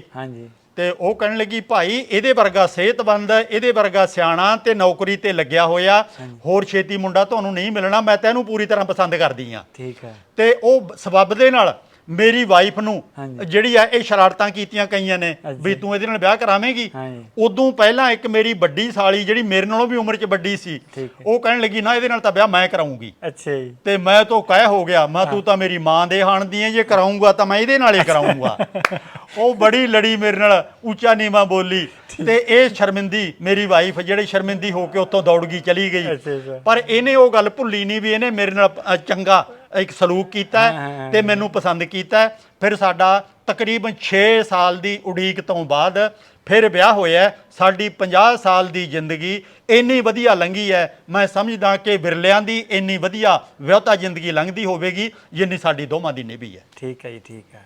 ਤੇ ਇੱਕ ਜਦੋਂ ਤੁਹਾਡੇ ਪਿੰਡ ਦੀ ਇੱਕ ਘਟਨਾ ਮੈਂ ਵੀ ਸੁਣੀ ਸੀ ਵੀਡੀਓ ਰਾਹੀਂ, ਤੇ ਤੁਸੀਂ ਉਹੀ ਪਿੰਡ ਦੇ ਵਿੱਚ ਗੱਲਾਂ ਕਰਦੇ ਸੀ ਲੋਕ ਵੀ ਇੰਦਰ ਸਿੰਘ ਜੀ ਨੇ ਪੜ੍ਹੇ ਹੈ ਨਹੀਂ, ਪਿੰਡ 'ਚ ਪੜ੍ਹਾ ਰਹੇ ਨੇ ਇਹ। ਉਹ ਕੀ ਘਟਨਾ ਵਾਪਰੀ ਸੀ ਵੀ ਲੋਕ ਕਹਿ ਰਹੇ ਸੀ ਵੀ ਅਨਪੜ੍ਹ ਮਾਸਟਰ ਆਪਣੇ ਪਿੰਡ ਦੇ ਵਿੱਚ ਆਇਆ? ਮੈਂ ਜਦੋਂ ਫੌਜ ਦੇ ਵਿੱਚੋਂ ਆ ਗਿਆ, ਉੱਥੇ ਅਖਬਾਰਾਂ 'ਚ ਜਾਂ ਰੇਡੀਓ ਤੇ, ਜਲੰਧਰ ਰੇਡੀਓ ਤੋਂ ਆਪਣੇ ਆਮ ਹੀ ਚੱਲਦੇ ਸੀ ਉਦੋਂ, ਉਹਨਾਂ ਦੇ ਵਿੱਚ ਇੱਕ ਤਰ੍ਹਾਂ ਦਾ ਜਾਣਕਾਰੀ ਦਿੱਤੀ ਜਾਂਦੀ ਸੀ ਵੀ ਬਾਲਗ ਵਿੱਦਿਆ ਦਾ ਪ੍ਰਬੰਧ ਕਰੋ ਤੇ ਸਰਪੰਚ ਆਦਿਕ ਪਿੰਡਾਂ ਦੇ ਵਿੱਚ ਲੋਕਾਂ ਨੂੰ ਅਨਪੜ੍ਹਤਾ ਦੂਰ ਕਰਨ ਵਾਸਤੇ ਆਪਣਾ ਯੋਗਦਾਨ ਪਾਉਣ। ਤੇ ਮੈਂ ਚਲਾ ਗਿਆ ਸਰਪੰਚ ਕੋਲੇ, ਸਾਡੇ ਸ਼ਰੀਕੇ ਦੇ ਵਿੱਚੋਂ ਹੀ ਸੀ ਹਰਪਾਲ ਸਿੰਘ ਪੰਨੂ। ਇੱਕ ਮੇਰੇ ਭਰਾ ਦਾ ਨਾਮ ਵੀ ਹਰਪਾਲ ਸਿੰਘ ਹੈ, ਪਰ ਉਹ ਹਰਪਾਲ ਸਿੰਘ ਹੋਰ ਸੀ, ਸਰਪੰਚ ਸੀ ਜਿਹੜਾ। ਤਾਂ ਮੈਂ ਉਹਦੇ ਕੋਲੇ ਗਿਆ, ਮੈਂ ਚਾਚਾ ਜੀ ਇੱਥੇ ਬਾਲਗ ਵਿੱਦਿਆ ਦਾ ਪ੍ਰਬੰਧ ਕਰੋ। ਕਹਿਣ ਲੱਗਿਆ ਮੈਂ ਨਹੀਂ ਕਰ ਸਕਦਾ। ਮੈਂ ਕਿਹਾ ਜੀ ਕਿਉਂ? ਕਹਿਣ ਲੱਗਿਆ ਸਾਡੇ ਕੋਲ ਇੰਨਾ ਫੰਡ ਹੀ ਨਹੀਂ ਹੈ। ਤੇ ਮੈਂ ਚੰਗਾ ਤੁਹਾਡਾ ਕੰਮ ਹੈ ਇਹ, ਸਰਪੰਚ ਬਣਨਾ ਹੀ ਸੌਖਾ ਹੈ। ਮੈਨੂੰ ਕਹਿੰਦਾ ਫਿਰ ਤੂੰ ਕਰ ਦੇ। ਮੈਂ ਕਿਹਾ ਜੀ ਮੈਂ ਕਿਵੇਂ ਕਰਦਾ, ਮੈਨੂੰ ਬੈਠਣ ਨੂੰ ਥਾਂ ਤਾਂ ਹੈ ਨਹੀਂ ਕਿਤੇ। ਕੋਈ ਮੈਨੂੰ ਰਾਤ ਨੂੰ ਮੈਂ ਕਲਾਸਾਂ ਲਾਉਂਗਾ ਤੇ ਮੈਨੂੰ ਤੇਲ ਦਾ, ਮਿੱਟੀ ਦੇ ਤੇਲ ਦਾ, ਗੈਸ ਦਾ, ਦਰੀਆਂ ਵਿਛਾਉਣ ਦਾ ਕੋਈ ਪ੍ਰਬੰਧ ਤਾਂ ਕਰ ਦਿਓ। ਉਹ ਕਹਿਣ ਲੱਗਿਆ ਹਾਂ ਇਹ ਮੈਂ ਕਰਾਂਗਾ। ਉਹਨੇ ਪਿੰਡ ਦੀ ਜਿਹੜੀ ਸਾਂਝੀ ਹਥਾਈ ਹੁੰਦੀ ਹੈ, ਜਿਹਨੂੰ ਧਰਮਸ਼ਾਲਾ ਵੀ ਆਪਾਂ ਕਹਿ ਦਿੰਦੇ ਆ, ਉਹ ਵਿਹਲੀ ਕਰਕੇ ਵੱਡਾ ਸਾਰਾ ਕਮਰਾ ਮੇਰੇ ਵਾਸਤੇ ਇੱਕ ਵਿਹਲਾ ਕਰਵਾਤਾ ਸਰਪੰਚ ਸਾਹਿਬ ਨੇ। ਤੇ ਨਾਲ ਇੱਕ ਗੈਸ ਲੈ ਕੇ ਦੇਤਾ ਤੇ 5 ਲੀਟਰ ਉਹਨੂੰ ਜਦੋਂ ਮੁੱਕ ਜਾਂਦਾ ਸੀ ਮੈਨੂੰ ਮਿੱਟੀ ਦਾ ਤੇਲ ਦੇ ਦਿੰਦੇ ਸੀ। ਤੇ ਉੱਥੇ ਦਰੀਆਂ ਵਗੈਰਾ ਵਿਛਾਉਣ ਨੂੰ ਦੇਤੀਆਂ ਤੇ ਚਾਬੀ ਤਾਲਾ ਮੈਨੂੰ ਦੇ ਦਿੱਤਾ ਕਿ ਤੂੰ ਦਿਨ 'ਚ ਤਾਲਾ ਲਾ ਜਾ ਕਰੋ, ਰਾਤ ਨੂੰ ਆ ਕੇ ਖੋਲ ਲਿਆ ਕਰੋ। ਮੈਂ ਉੱਥੇ ਪਿੰਡ ਦੇ ਵਿੱਚ ਚੌਕੀਦਾਰ ਨੂੰ ਕਹਿ ਕੇ ਹੋਕਾ ਫਰਵਾਇਆ ਕਿ ਭਾਈ ਜਿਹੜਾ ਪੜ੍ਹਨਾ ਚਾਹੁੰਦਾ, ਅਖਬਾਰ ਪੜ੍ਹਨਾ, ਚਿੱਠੀ ਲਿਖਣੀ ਤੇ ਕਿਤਾਬ ਪੜ੍ਹਨੀ, ਉਹ ਮੈਂ ਸਿਖਾਊਂਗਾ, ਉੱਥੇ ਆਇਆ ਕਰੋ ਜ਼ਰੂਰ। ਉੱਥੇ ਸਿਆਣੀ ਉਮਰ ਦੇ ਵੀ, ਨਿਆਣੀ ਉਮਰ ਦੇ ਵੀ ਤਕਰੀਬਨ 40-50 ਬੰਦੇ ਆਉਣ ਲੱਗ ਪਏ ਹਥਾਈ ਦੇ ਵਿੱਚ। ਮੈਂ ਉਹਨਾਂ ਨੂੰ ਇਕੱਲਾ ਪੜ੍ਹਾਈ ਨਹੀਂ ਸੀ ਕਰਾਉਂਦਾ, ਬਲਕਿ ਜਰਨਲ ਨੌਲੇਜ ਦੀਆਂ ਗੱਲਾਂ, ਵਹਿਮਾਂ ਚੋਂ ਕੱਢਣ ਦੀਆਂ ਗੱਲਾਂ ਤੇ ਵਰਲਡ ਲੈਵਲ ਦੀਆਂ ਜਿਹੜੀਆਂ ਕਿਤਾਬਾਂ ਮੈਂ ਪੜ੍ਹੀਆਂ ਸੀ ਉਹ ਗੱਲਾਂ ਤੇ ਵਿੱਚੇ ਗੁਰਮਤ ਦੀਆਂ, ਸਿੱਖ ਇਤਿਹਾਸ ਦੀਆਂ ਗੱਲਾਂ ਉਹਨਾਂ ਨੂੰ ਮੈਂ ਸੁਣਾਉਂਦਾ। ਕਈ ਵਾਰੀ ਤਾਂ ਜਾਦੂ ਮੰਤਰਾਂ ਦੀਆਂ ਜਿਹੜੀਆਂ ਮੈਂ ਗੱਲਾਂ ਸਿੱਖੀਆਂ ਹੋਈਆਂ ਸੀ ਨਾ, ਵੀ ਜਾਦੂ ਮੰਤਰ ਨਹੀਂ, ਹੱਥ ਦਾ ਟ੍ਰਿਕ ਹੈ, ਉਹ ਟ੍ਰਿਕਾਂ ਬਾਰੇ ਵੀ ਦੱਸਣਾ ਕਿ ਆ ਪਖੰਡ ਹੈ, ਇਹਨਾਂ 'ਚ ਨਾ ਫਸਿਓ। ਤੇ ਉਦੋਂ ਫਿਰ ਇਹ ਚੀਜ਼ਾਂ ਦੇਖ ਕੇ, ਸੁਣ ਕੇ ਮੈਨੂੰ ਨਵਾਂ ਜ਼ਮਾਨਾ ਅਖਬਾਰ ਵਾਲਿਆਂ ਨੇ ਚਿੱਠੀ ਪਾਈ ਵੀ ਇਹ ਸਾਰੀ ਡਿਟੇਲ ਸਾਨੂੰ ਲਿਖ ਕੇ ਭੇਜ, ਤੂੰ ਕੀ ਕਰ ਰਿਹਾ। ਮੈਂ ਨਵਾਂ ਜ਼ਮਾਨਾ ਅਖਬਾਰ ਨੂੰ ਲਿਖ ਕੇ ਭੇਜਤਾ। ਉਹਨਾਂ ਨੇ ਬੜੇ ਮਾਣ ਨਾਲ ਮੇਰਾ ਉਹ ਸਾਰਾ ਇੱਕ ਤਰ੍ਹਾਂ ਦਾ ਲੇਖ ਜਾਂ ਜਾਣਕਾਰੀ ਨਵੇਂ ਜ਼ਮਾਨੇ 'ਚ ਉਦੋਂ ਛਾਪਿਆ ਤੇ ਨਾਲੇ ਸਾਰਾ ਲੰਮੇ ਸਮੇਂ ਵਾਸਤੇ ਨਵਾਂ ਜ਼ਮਾਨਾ ਫਰੀ ਮੇਰੇ ਕੋਲੇ ਅਖਬਾਰ ਭੇਜਣਾ ਸ਼ੁਰੂ ਕਰ ਦਿੱਤਾ। ਤੇ ਉਹਦੇ ਨਾਲ ਫਿਰ ਮੈਨੂੰ ਪਿੰਡ ਦੇ ਲੋਕ, ਹਾਲਾਂਕਿ ਮੈਂ ਤਾਂ ਅਨਪੜ੍ਹ ਸੀ, ਪਰ ਮੈਨੂੰ ਸਾਰੇ ਮਾਸਟਰ ਜੀ ਕਹਿਣ ਲੱਗ ਪਏ ਫਿਰ। ਤੇ ਉੱਥੋਂ ਮਾਸਟਰ ਜੀ ਦਾ ਸਿਲਸਿਲਾ ਸ਼ੁਰੂ ਹੋਇਆ। ਬਾਅਦ 'ਚ ਫਿਰ ਲੋਕੀ ਹੈਰਾਨ ਵੀ ਹੁੰਦੇ ਸੀ, ਆ ਹੈ ਆਪ ਤਾਂ ਸਕੂਲ ਨਹੀਂ ਗਿਆ, ਲੋਕਾਂ ਨੂੰ ਪੜ੍ਹਾਉਣ ਚੱਲ ਪਿਆ। ਮੈਂ ਬਾਈ ਖੂਬੀ ਇਸੇ ਗੱਲ ਦੀ ਹੈ, ਜਿਹੜਾ ਆਪ ਨਾ ਸਕੂਲ ਨਹੀਂ ਗਿਆ ਤੇ ਉਹ ਤਾਂ ਮਾਸਟਰ ਬਣ ਗਿਆ। ਤੁਸੀਂ ਸਕੂਲਾਂ 'ਚ ਧੱਕੇ ਖਾਂਦੇ ਫਿਰਦੇ ਹੋ, ਤੁਸੀਂ ਮਾਸਟਰ ਨਹੀਂ ਬਣ ਸਕੇ, ਤੁਸੀਂ ਕਿਸੇ ਨੂੰ ਨਹੀਂ ਪੜ੍ਹਾਉਂਦੇ। ਮੈਂ ਮਿਹਨਤ ਕੀਤੀ ਆ ਤਾਂ ਇਹ ਹੋਏ ਆ। ਤਾਂ ਇਸ ਤਰ੍ਹਾਂ ਇਹ ਵੀ ਕੰਮ ਮੈਂ ਕੀਤਾ ਸੀ। ਠੀਕ ਹੈ ਜੀ, ਠੀਕ ਹੈ। ਇੱਕ ਤੁਸੀਂ ਮਤਲਬ ਇੱਕ ਸਟੋਰੀ ਸੁਣਾ ਰਹੇ ਤੇ ਇੱਕ ਪੱਥਰ ਵਾਲੀ, ਉਹ ਕੀ ਮਤਲਬ ਕਿਸੇ ਨੂੰ ਪ੍ਰੇਰਨਾ ਦੇਣੀ ਕਿ ਹਾਂ ਮੁਸ਼ਕਲਾਂ ਲੰਘ ਕੇ ਕਿਵੇਂ ਮੰਜ਼ਿਲ ਤੇ ਪਹੁੰਚਿਆ ਜਾਂਦਾ। ਉਹ ਇਹ ਹੈ ਕਿ ਮੈਂ ਬਹੁਤ ਸਾਰੀਆਂ ਜਿਹੜੇ ਸ਼ੇਖ ਸ਼ਾਦੀ, ਖਲੀਲ ਜਬਰਾਨ ਜਾਂ ਮੇਰਾ ਦਾਗਿਸਤਾਨ ਦਾ ਲਿਖਾਰੀ ਹੈ ਇੱਕ, ਇਸ ਤਰ੍ਹਾਂ ਬਹੁਤ ਸਾਰੇ ਦੁਨੀਆ ਦੇ ਜਿਹੜੇ ਚੋਟੀ ਦੇ ਵਿਦਵਾਨ ਨੇ, ਉਹਨਾਂ ਦੀਆਂ ਕਿਤਾਬਾਂ ਮੈਂ ਪੜ੍ਹਦਾ ਰਹਿੰਦਾ ਸੀ। ਇੱਕ ਥਾਂ ਤੇ ਕਿਸੇ ਸ਼ਾਇਦ ਖਲੀਲ ਜਬਰਾਨ ਦੀ ਹੈ, ਉਹਨਾਂ ਨੇ ਲਿਖਿਆ ਹੋਇਆ ਕਿ ਇੱਕ ਬੰਦਾ ਕਿਤੇ ਦਰਿਆ ਦੇ ਕਿਨਾਰੇ ਜਾ ਰਿਹਾ ਸੀ। ਉਹ ਦਰਿਆ ਦੇ ਕਿਨਾਰੇ ਤੁਰਦਾ ਤੁਰਦਾ, ਸੈਰ ਕਰਦਾ ਕਰਦਾ, ਉਹਨੂੰ ਉੱਥੇ ਇੱਕ ਪੱਥਰ ਦਰਿਆ ਦੇ ਪਾਣੀ 'ਚ ਸੋਹਣਾ ਲੱਗਿਆ। ਉਹਨੇ ਉਹ ਪੱਥਰ ਉੱਥੋਂ ਚੁੱਕ ਲਿਆ। ਉਹ ਚੁੱਕਿਆ ਹੈ, ਕਹਿੰਦਾ ਵੀ ਹਾਂ ਇਹ ਤਾਂ ਬੜਾ ਸੋਹਣਾ ਹੈ। ਉਹਨੇ ਹੋਰ ਸਾਫ਼ ਕੀਤਾ, ਉਹ ਹੋਰ ਚਮਕਿਆ। ਉਹਨੇ ਪਾਣੀ 'ਚ ਧੋਤਾ, ਰੇਤੇ ਨਾਲ ਰਗੜਿਆ, ਉਹ ਪੱਥਰ ਹੋਰ ਚਮਕ ਪਿਆ। ਉਹਨੂੰ ਸਾਫ਼ ਕਰਕੇ ਕੱਪੜੇ ਨਾਲ, ਕਹਿਣ ਲੱਗਿਆ ਤਾਂ ਪੱਥਰ ਘਰੇ ਲੈ ਕੇ ਜਾਣ ਵਾਲਾ ਹੈ। ਉਹਨੂੰ ਬੜੇ ਸਤਿਕਾਰ ਦੇ ਨਾਲ ਉਹ ਘਰੇ ਲੈ ਆਇਆ। ਉਹਨੂੰ ਆਪਣੇ ਸ਼ੋਅ ਕੇਸ ਦੇ ਵਿੱਚ ਉਹਨੂੰ ਟਿਕਾ ਦਿੱਤਾ ਵੀ ਲੋਕੀ ਦੇਖਣਗੇ ਵੀ ਕਿੰਨਾ ਵਧੀਆ ਪੱਥਰ ਹੈ, ਜਿਵੇਂ ਹੀਰਾ ਹੁੰਦਾ ਇਸ ਤਰ੍ਹਾਂ ਚਮਕੇ ਉਹ। ਉਹਨੇ ਜਦੋਂ ਪੱਥਰ ਰੱਖ ਦਿੱਤਾ ਉੱਥੇ, 2-4 ਦਿਨ ਬੀਤੇ। ਇੱਕ ਦਿਨ ਵਿਹਲੇ ਟਾਈਮ ਤੇ ਉਹ ਆਪ ਤੇ ਇੱਕ ਦੋ ਉਹਦੇ ਦੋਸਤ ਮਿੱਤਰ ਕੋਲੇ ਬੈਠੇ ਨੇ। ਉਹ ਪੱਥਰ ਵੱਲ ਦੇਖ ਕੇ ਆਪ ਹੀ ਕਹਿਣ ਲੱਗ ਪਿਆ, ਕਹਿੰਦਾ ਵਾਹ ਵਾਹ ਕਮਾਲ ਹੋ ਗਈ ਹੈ ਯਾਰ, ਇਹ ਦੱਸ ਤੂੰ ਇੰਨਾ ਸੋਹਣਾ ਬਣ ਕਿਵੇਂ ਗਿਆ, ਇੰਨੀ ਚਮਕ ਤੇਰੇ 'ਚ ਆ ਕਿਵੇਂ ਗਈ। ਗੱਲ ਸਮਝਾਉਣ ਵਾਸਤੇ ਹੈ। ਕਹਿੰਦੇ ਪੱਥਰ ਬੋਲ ਪਿਆ, ਜਾਂ ਇਹ ਕਹਿ ਲਈਏ ਉਹਦੀ ਅੰਦਰ ਦੀ ਆਵਾਜ਼ ਆਈ ਆਪਣੀ। ਪੱਥਰ ਬੋਲ ਪਿਆ, ਕਹਿਣ ਲੱਗਿਆ ਵੀਰ ਮੇਰਿਆ, ਮੈਂ ਕਈ 100 ਸਾਲ ਤੋਂ ਹਿਮਾਲਾ ਪਰਬਤ ਤੋਂ ਰੁੜਦਾ ਆ ਰਿਹਾ ਤੇ ਰੁੜਦੇ ਹੋਏ ਮੇਰੇ ਆ ਜਿਹੜੇ ਨੇ ਸਾਰੇ ਦੇ ਸਾਰੇ ਬਾਹਰਲੇ ਕੀਂਗਰੇ ਫੁੱਟ ਗਏ, ਟੁੱਟ ਗਏ। ਮੈਂ ਰਗੜਾਂ ਖਾਧੀਆਂ, ਮੈਂ ਰੇਤੇ 'ਚ ਧੱਸਿਆ, ਮੈਂ ਪਾਣੀ 'ਚ ਡੁੱਬਿਆ ਤੇ ਸੈਂਕੜੇ ਸਾਲ ਮੈਂ ਸਫ਼ਰ ਕਰਦਾ ਰਿਹਾ ਤੇ ਹੌਲੀ ਹੌਲੀ ਜਿੱਥੇ ਤੂੰ ਮੈਨੂੰ ਆ ਕੇ ਚੁੱਕਿਆ ਸੀ ਉੱਥੇ ਤੱਕ ਮੈਂ ਪਹੁੰਚਿਆ। ਉੱਥੇ ਇੰਨੇ 100 ਸਾਲਾਂ ਤੋਂ ਬਾਅਦ, ਇੰਨੀ ਬੁਰੀ ਹਾਲਤਾਂ ਦੇ ਵਿੱਚੋਂ ਦੀ ਲੰਘਣ ਤੋਂ ਬਾਅਦ ਤੂੰ ਮੈਨੂੰ ਧੋਤਾ, ਸਾਫ਼ ਕੀਤਾ ਤੇ ਸਾਫ਼ ਕਰਕੇ ਆਪਣੇ ਸ਼ੋਅ ਕੇਸ 'ਚ ਰੱਖਿਆ। ਮੈਨੂੰ ਤੂੰ ਪਸੰਦ ਕੀਤਾ, ਪਰ ਤੇਰੀ ਪਸੰਦ ਦਾ ਹੀਰਾ ਬਣਨ ਵਾਸਤੇ ਮੈਂ ਬੜੀਆਂ ਟੱਕਰਾਂ ਮਾਰੀਆਂ ਨੇ, ਬੜਾ ਸਰੀਰ ਦਾ ਨਾਸ ਕੀਤਾ, ਬੜਾ ਰਗੜਿਆ ਆਪਣੇ ਆਪ ਨੂੰ, ਬੜਾ ਡੋਬਿਆ ਪਾਣੀ 'ਚ, ਬਹੁਤ ਮੁਸੀਬਤਾਂ ਝੱਲੀਆਂ ਨੇ। ਇੱਥੇ ਪਹੁੰਚਣ ਵਾਸਤੇ ਮੈਨੂੰ 100 ਸਾਲ ਤੋਂ ਵੱਧ ਸਮਾਂ ਲੱਗਿਆ। ਸ਼ੁਕਰ ਹੈ ਤੂੰ ਮੇਰਾ ਮੁੱਲ ਤਾਂ ਪਾ ਲਿਆ। ਤੇ ਉਹਨੇ ਨਮਸਕਾਰ ਕੀਤੀ, ਕਹਿੰਦਾ ਸੱਚਮੁੱਚ ਜੇ ਤੇਰੇ ਕੋਲੋਂ ਵੀ ਮੈਂ ਕੁਝ ਸਿੱਖ ਲਵਾਂ, ਮੈਨੂੰ ਸਿੱਖਣ ਨੂੰ ਇੱਥੋਂ ਵੀ ਬਹੁਤ ਕੁਝ ਮਿਲ ਸਕਦਾ ਹੈ। ਸਾਡੇ ਸਾਰੇ ਭੈਣ ਭਰਾਵਾਂ ਨੂੰ ਆਪਣੀ ਜ਼ਿੰਦਗੀ ਦਾ ਸਫ਼ਰ ਹੈ, ਕਿਤੇ ਰੋਕ ਨਹੀਂ ਲੈਣਾ ਚਾਹੀਦਾ। ਹੋਰ ਮਿਹਨਤ ਉਹ ਕਰਨੀ ਚਾਹੀਦੀ ਹੈ। ਕਦੇ ਤਾਂ ਕੋਈ ਹੀਰੇ ਦੀ ਕੀਮਤ ਪਾਉਣ ਵਾਲਾ ਮਿਲ ਹੀ ਜਾਂਦਾ ਹੈ। ਵਾਹ ਜੀ ਵਾਹ, ਬਹੁਤ ਵਧੀਆ ਜੀ।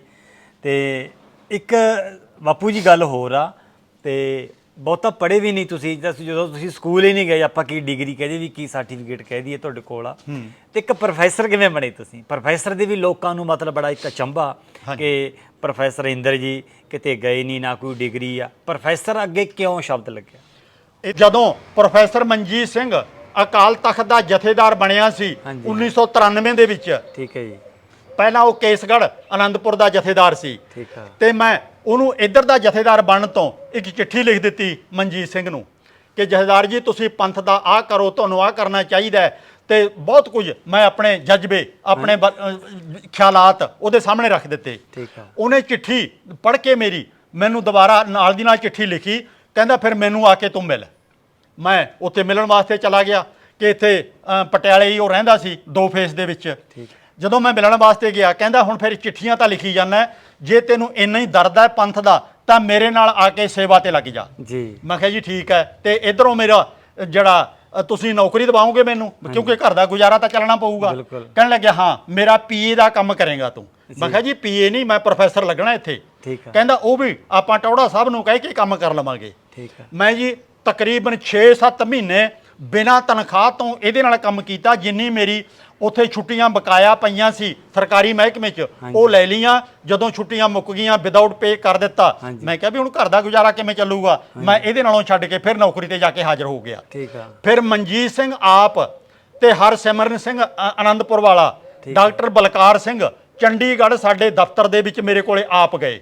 ਕਹਿਣ ਲੱਗੇ ਇੰਦਰ ਸਿੰਘ ਤੇਰੀ ਸਾਨੂੰ ਲੋੜ ਹੈ ਤੇ ਤੂੰ ਨੌਕਰੀ ਛੱਡ ਕੇ ਆ ਜਾ, ਅਸੀਂ ਤੈਨੂੰ ਪ੍ਰੋਫੈਸਰ ਲਗਵਾਵਾਂਗੇ। ਇਹਨਾਂ ਨੇ ਜੀ ਸਾਰਾ ਕੁਝ ਕਰਾ ਕੇ ਮੈਨੂੰ ਟੌੜਾ ਸਾਹਿਬ ਕੋਲੇ ਭੇਜਤਾ।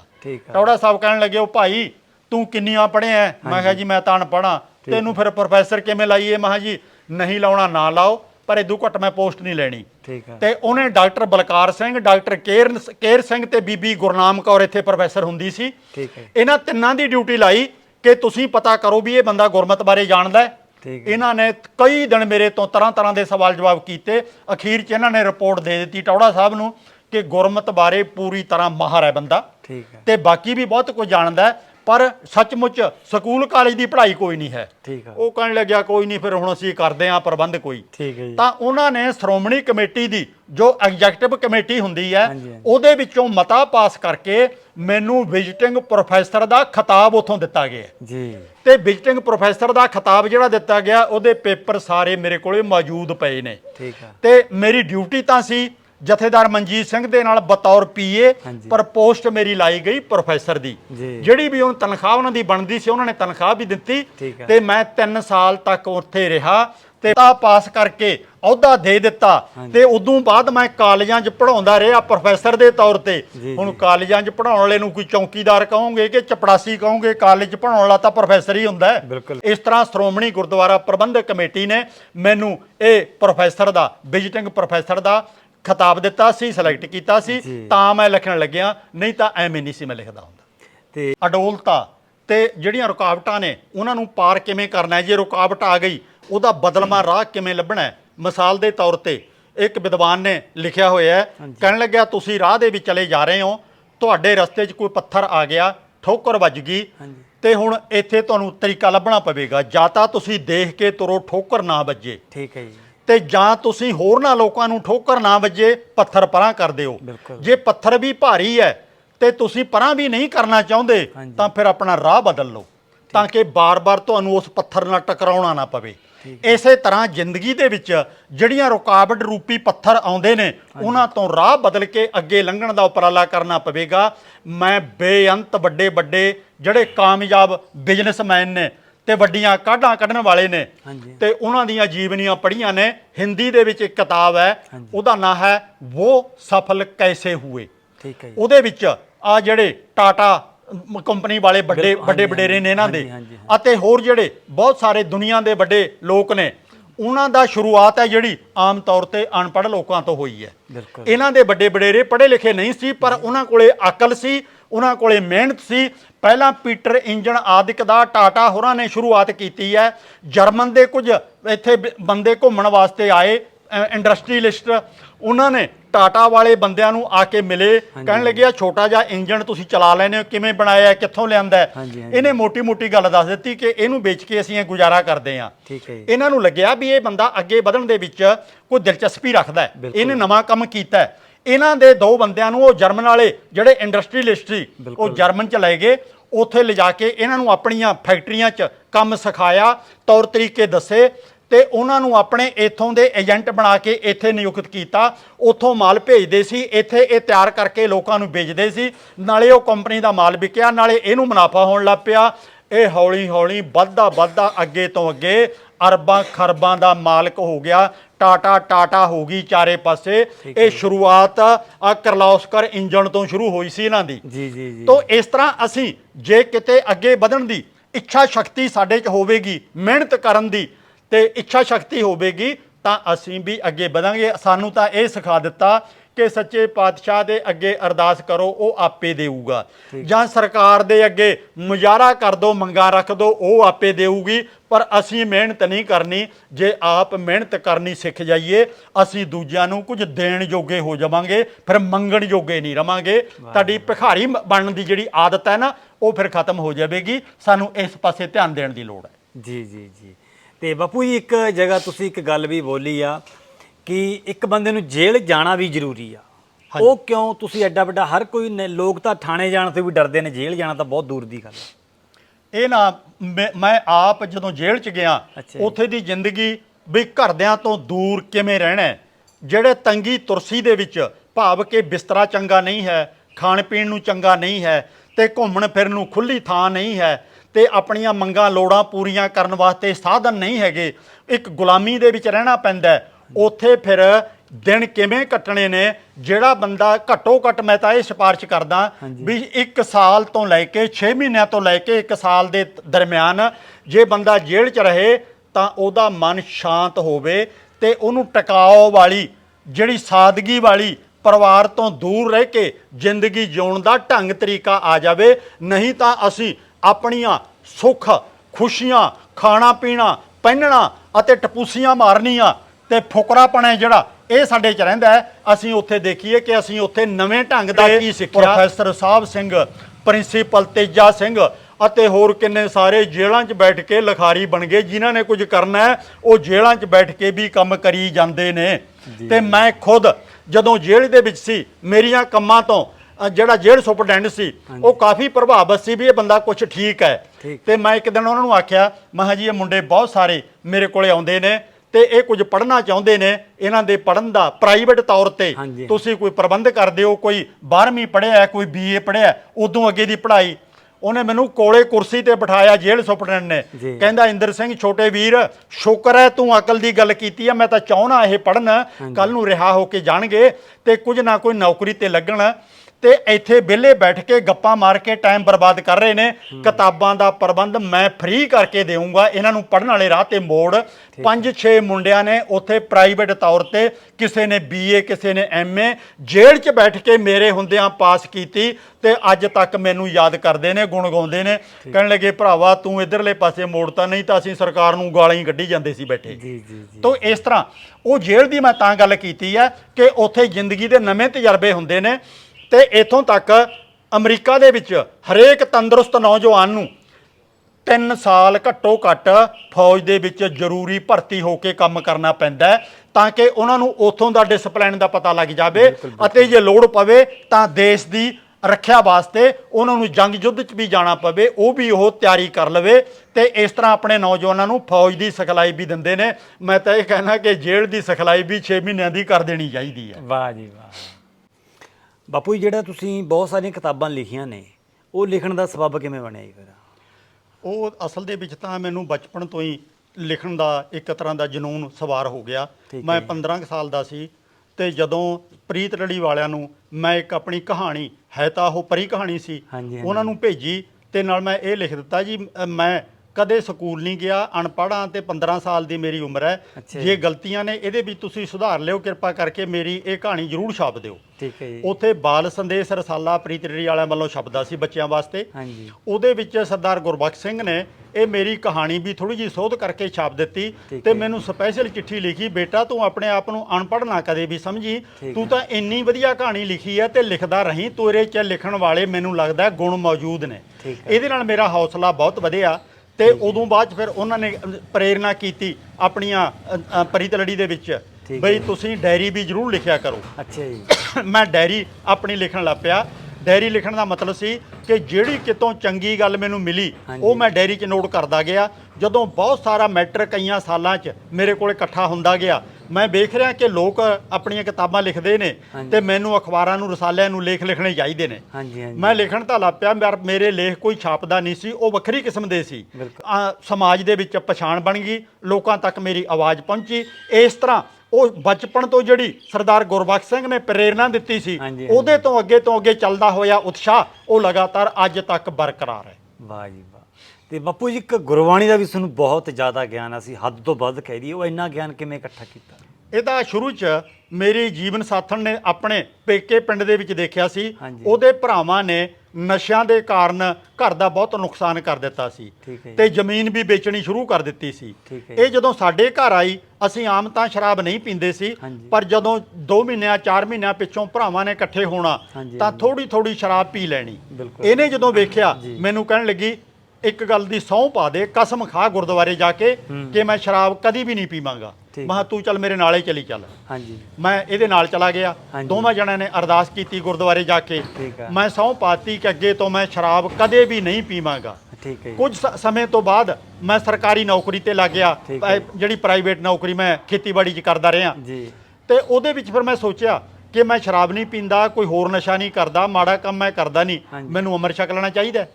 ਮੈਂ ਅੰਮ੍ਰਿਤ ਛਕਿਆ ਤੇ ਮੈਨੂੰ ਲੱਗਦਾ ਸੀ ਕਿ 2 ਪੈਸੇ ਆਮਦਨ ਦੀ ਜਿਹੜੀ ਮੇਰੇ ਹੈਗੇ ਨੇ ਉਹ ਸ਼ਰਾਬ ਛੱਡਣ ਕਰਕੇ ਬਚਤ ਹੋ ਗਈ ਹੈ। ਤਾਂ ਇਹਦਾ ਮਤਲਬ ਹੈ ਧਰਮ ਹੈ ਜਿਹੜਾ ਮੈਨੂੰ ਬਚਤ ਕਰ ਰਿਹਾ, ਪੈਸੇ ਦੇ ਰਿਹਾ, ਕਿਉਂਕਿ ਨਜਾਇਜ਼ ਪੈਸੇ ਮੇਰੇ ਖਰਚੋਂ ਹਟ ਗਏ। ਉਸ ਤੋਂ ਬਾਅਦ ਫਿਰ ਮੈਂ ਵੀ ਇਹ ਜਿਹੜਾ ਧਰਮ ਹੈ ਮੇਰਾ, ਮੈਨੂੰ ਇਨਕਮ ਤਾਂ ਇਹਦੇ ਨਾਲ ਵੱਧ ਗਈ ਹੈ, ਤਾਂ ਮੈਨੂੰ ਇਹਦੀ ਸਟੱਡੀ ਵੀ ਕਰਨੀ ਚਾਹੀਦੀ ਹੈ।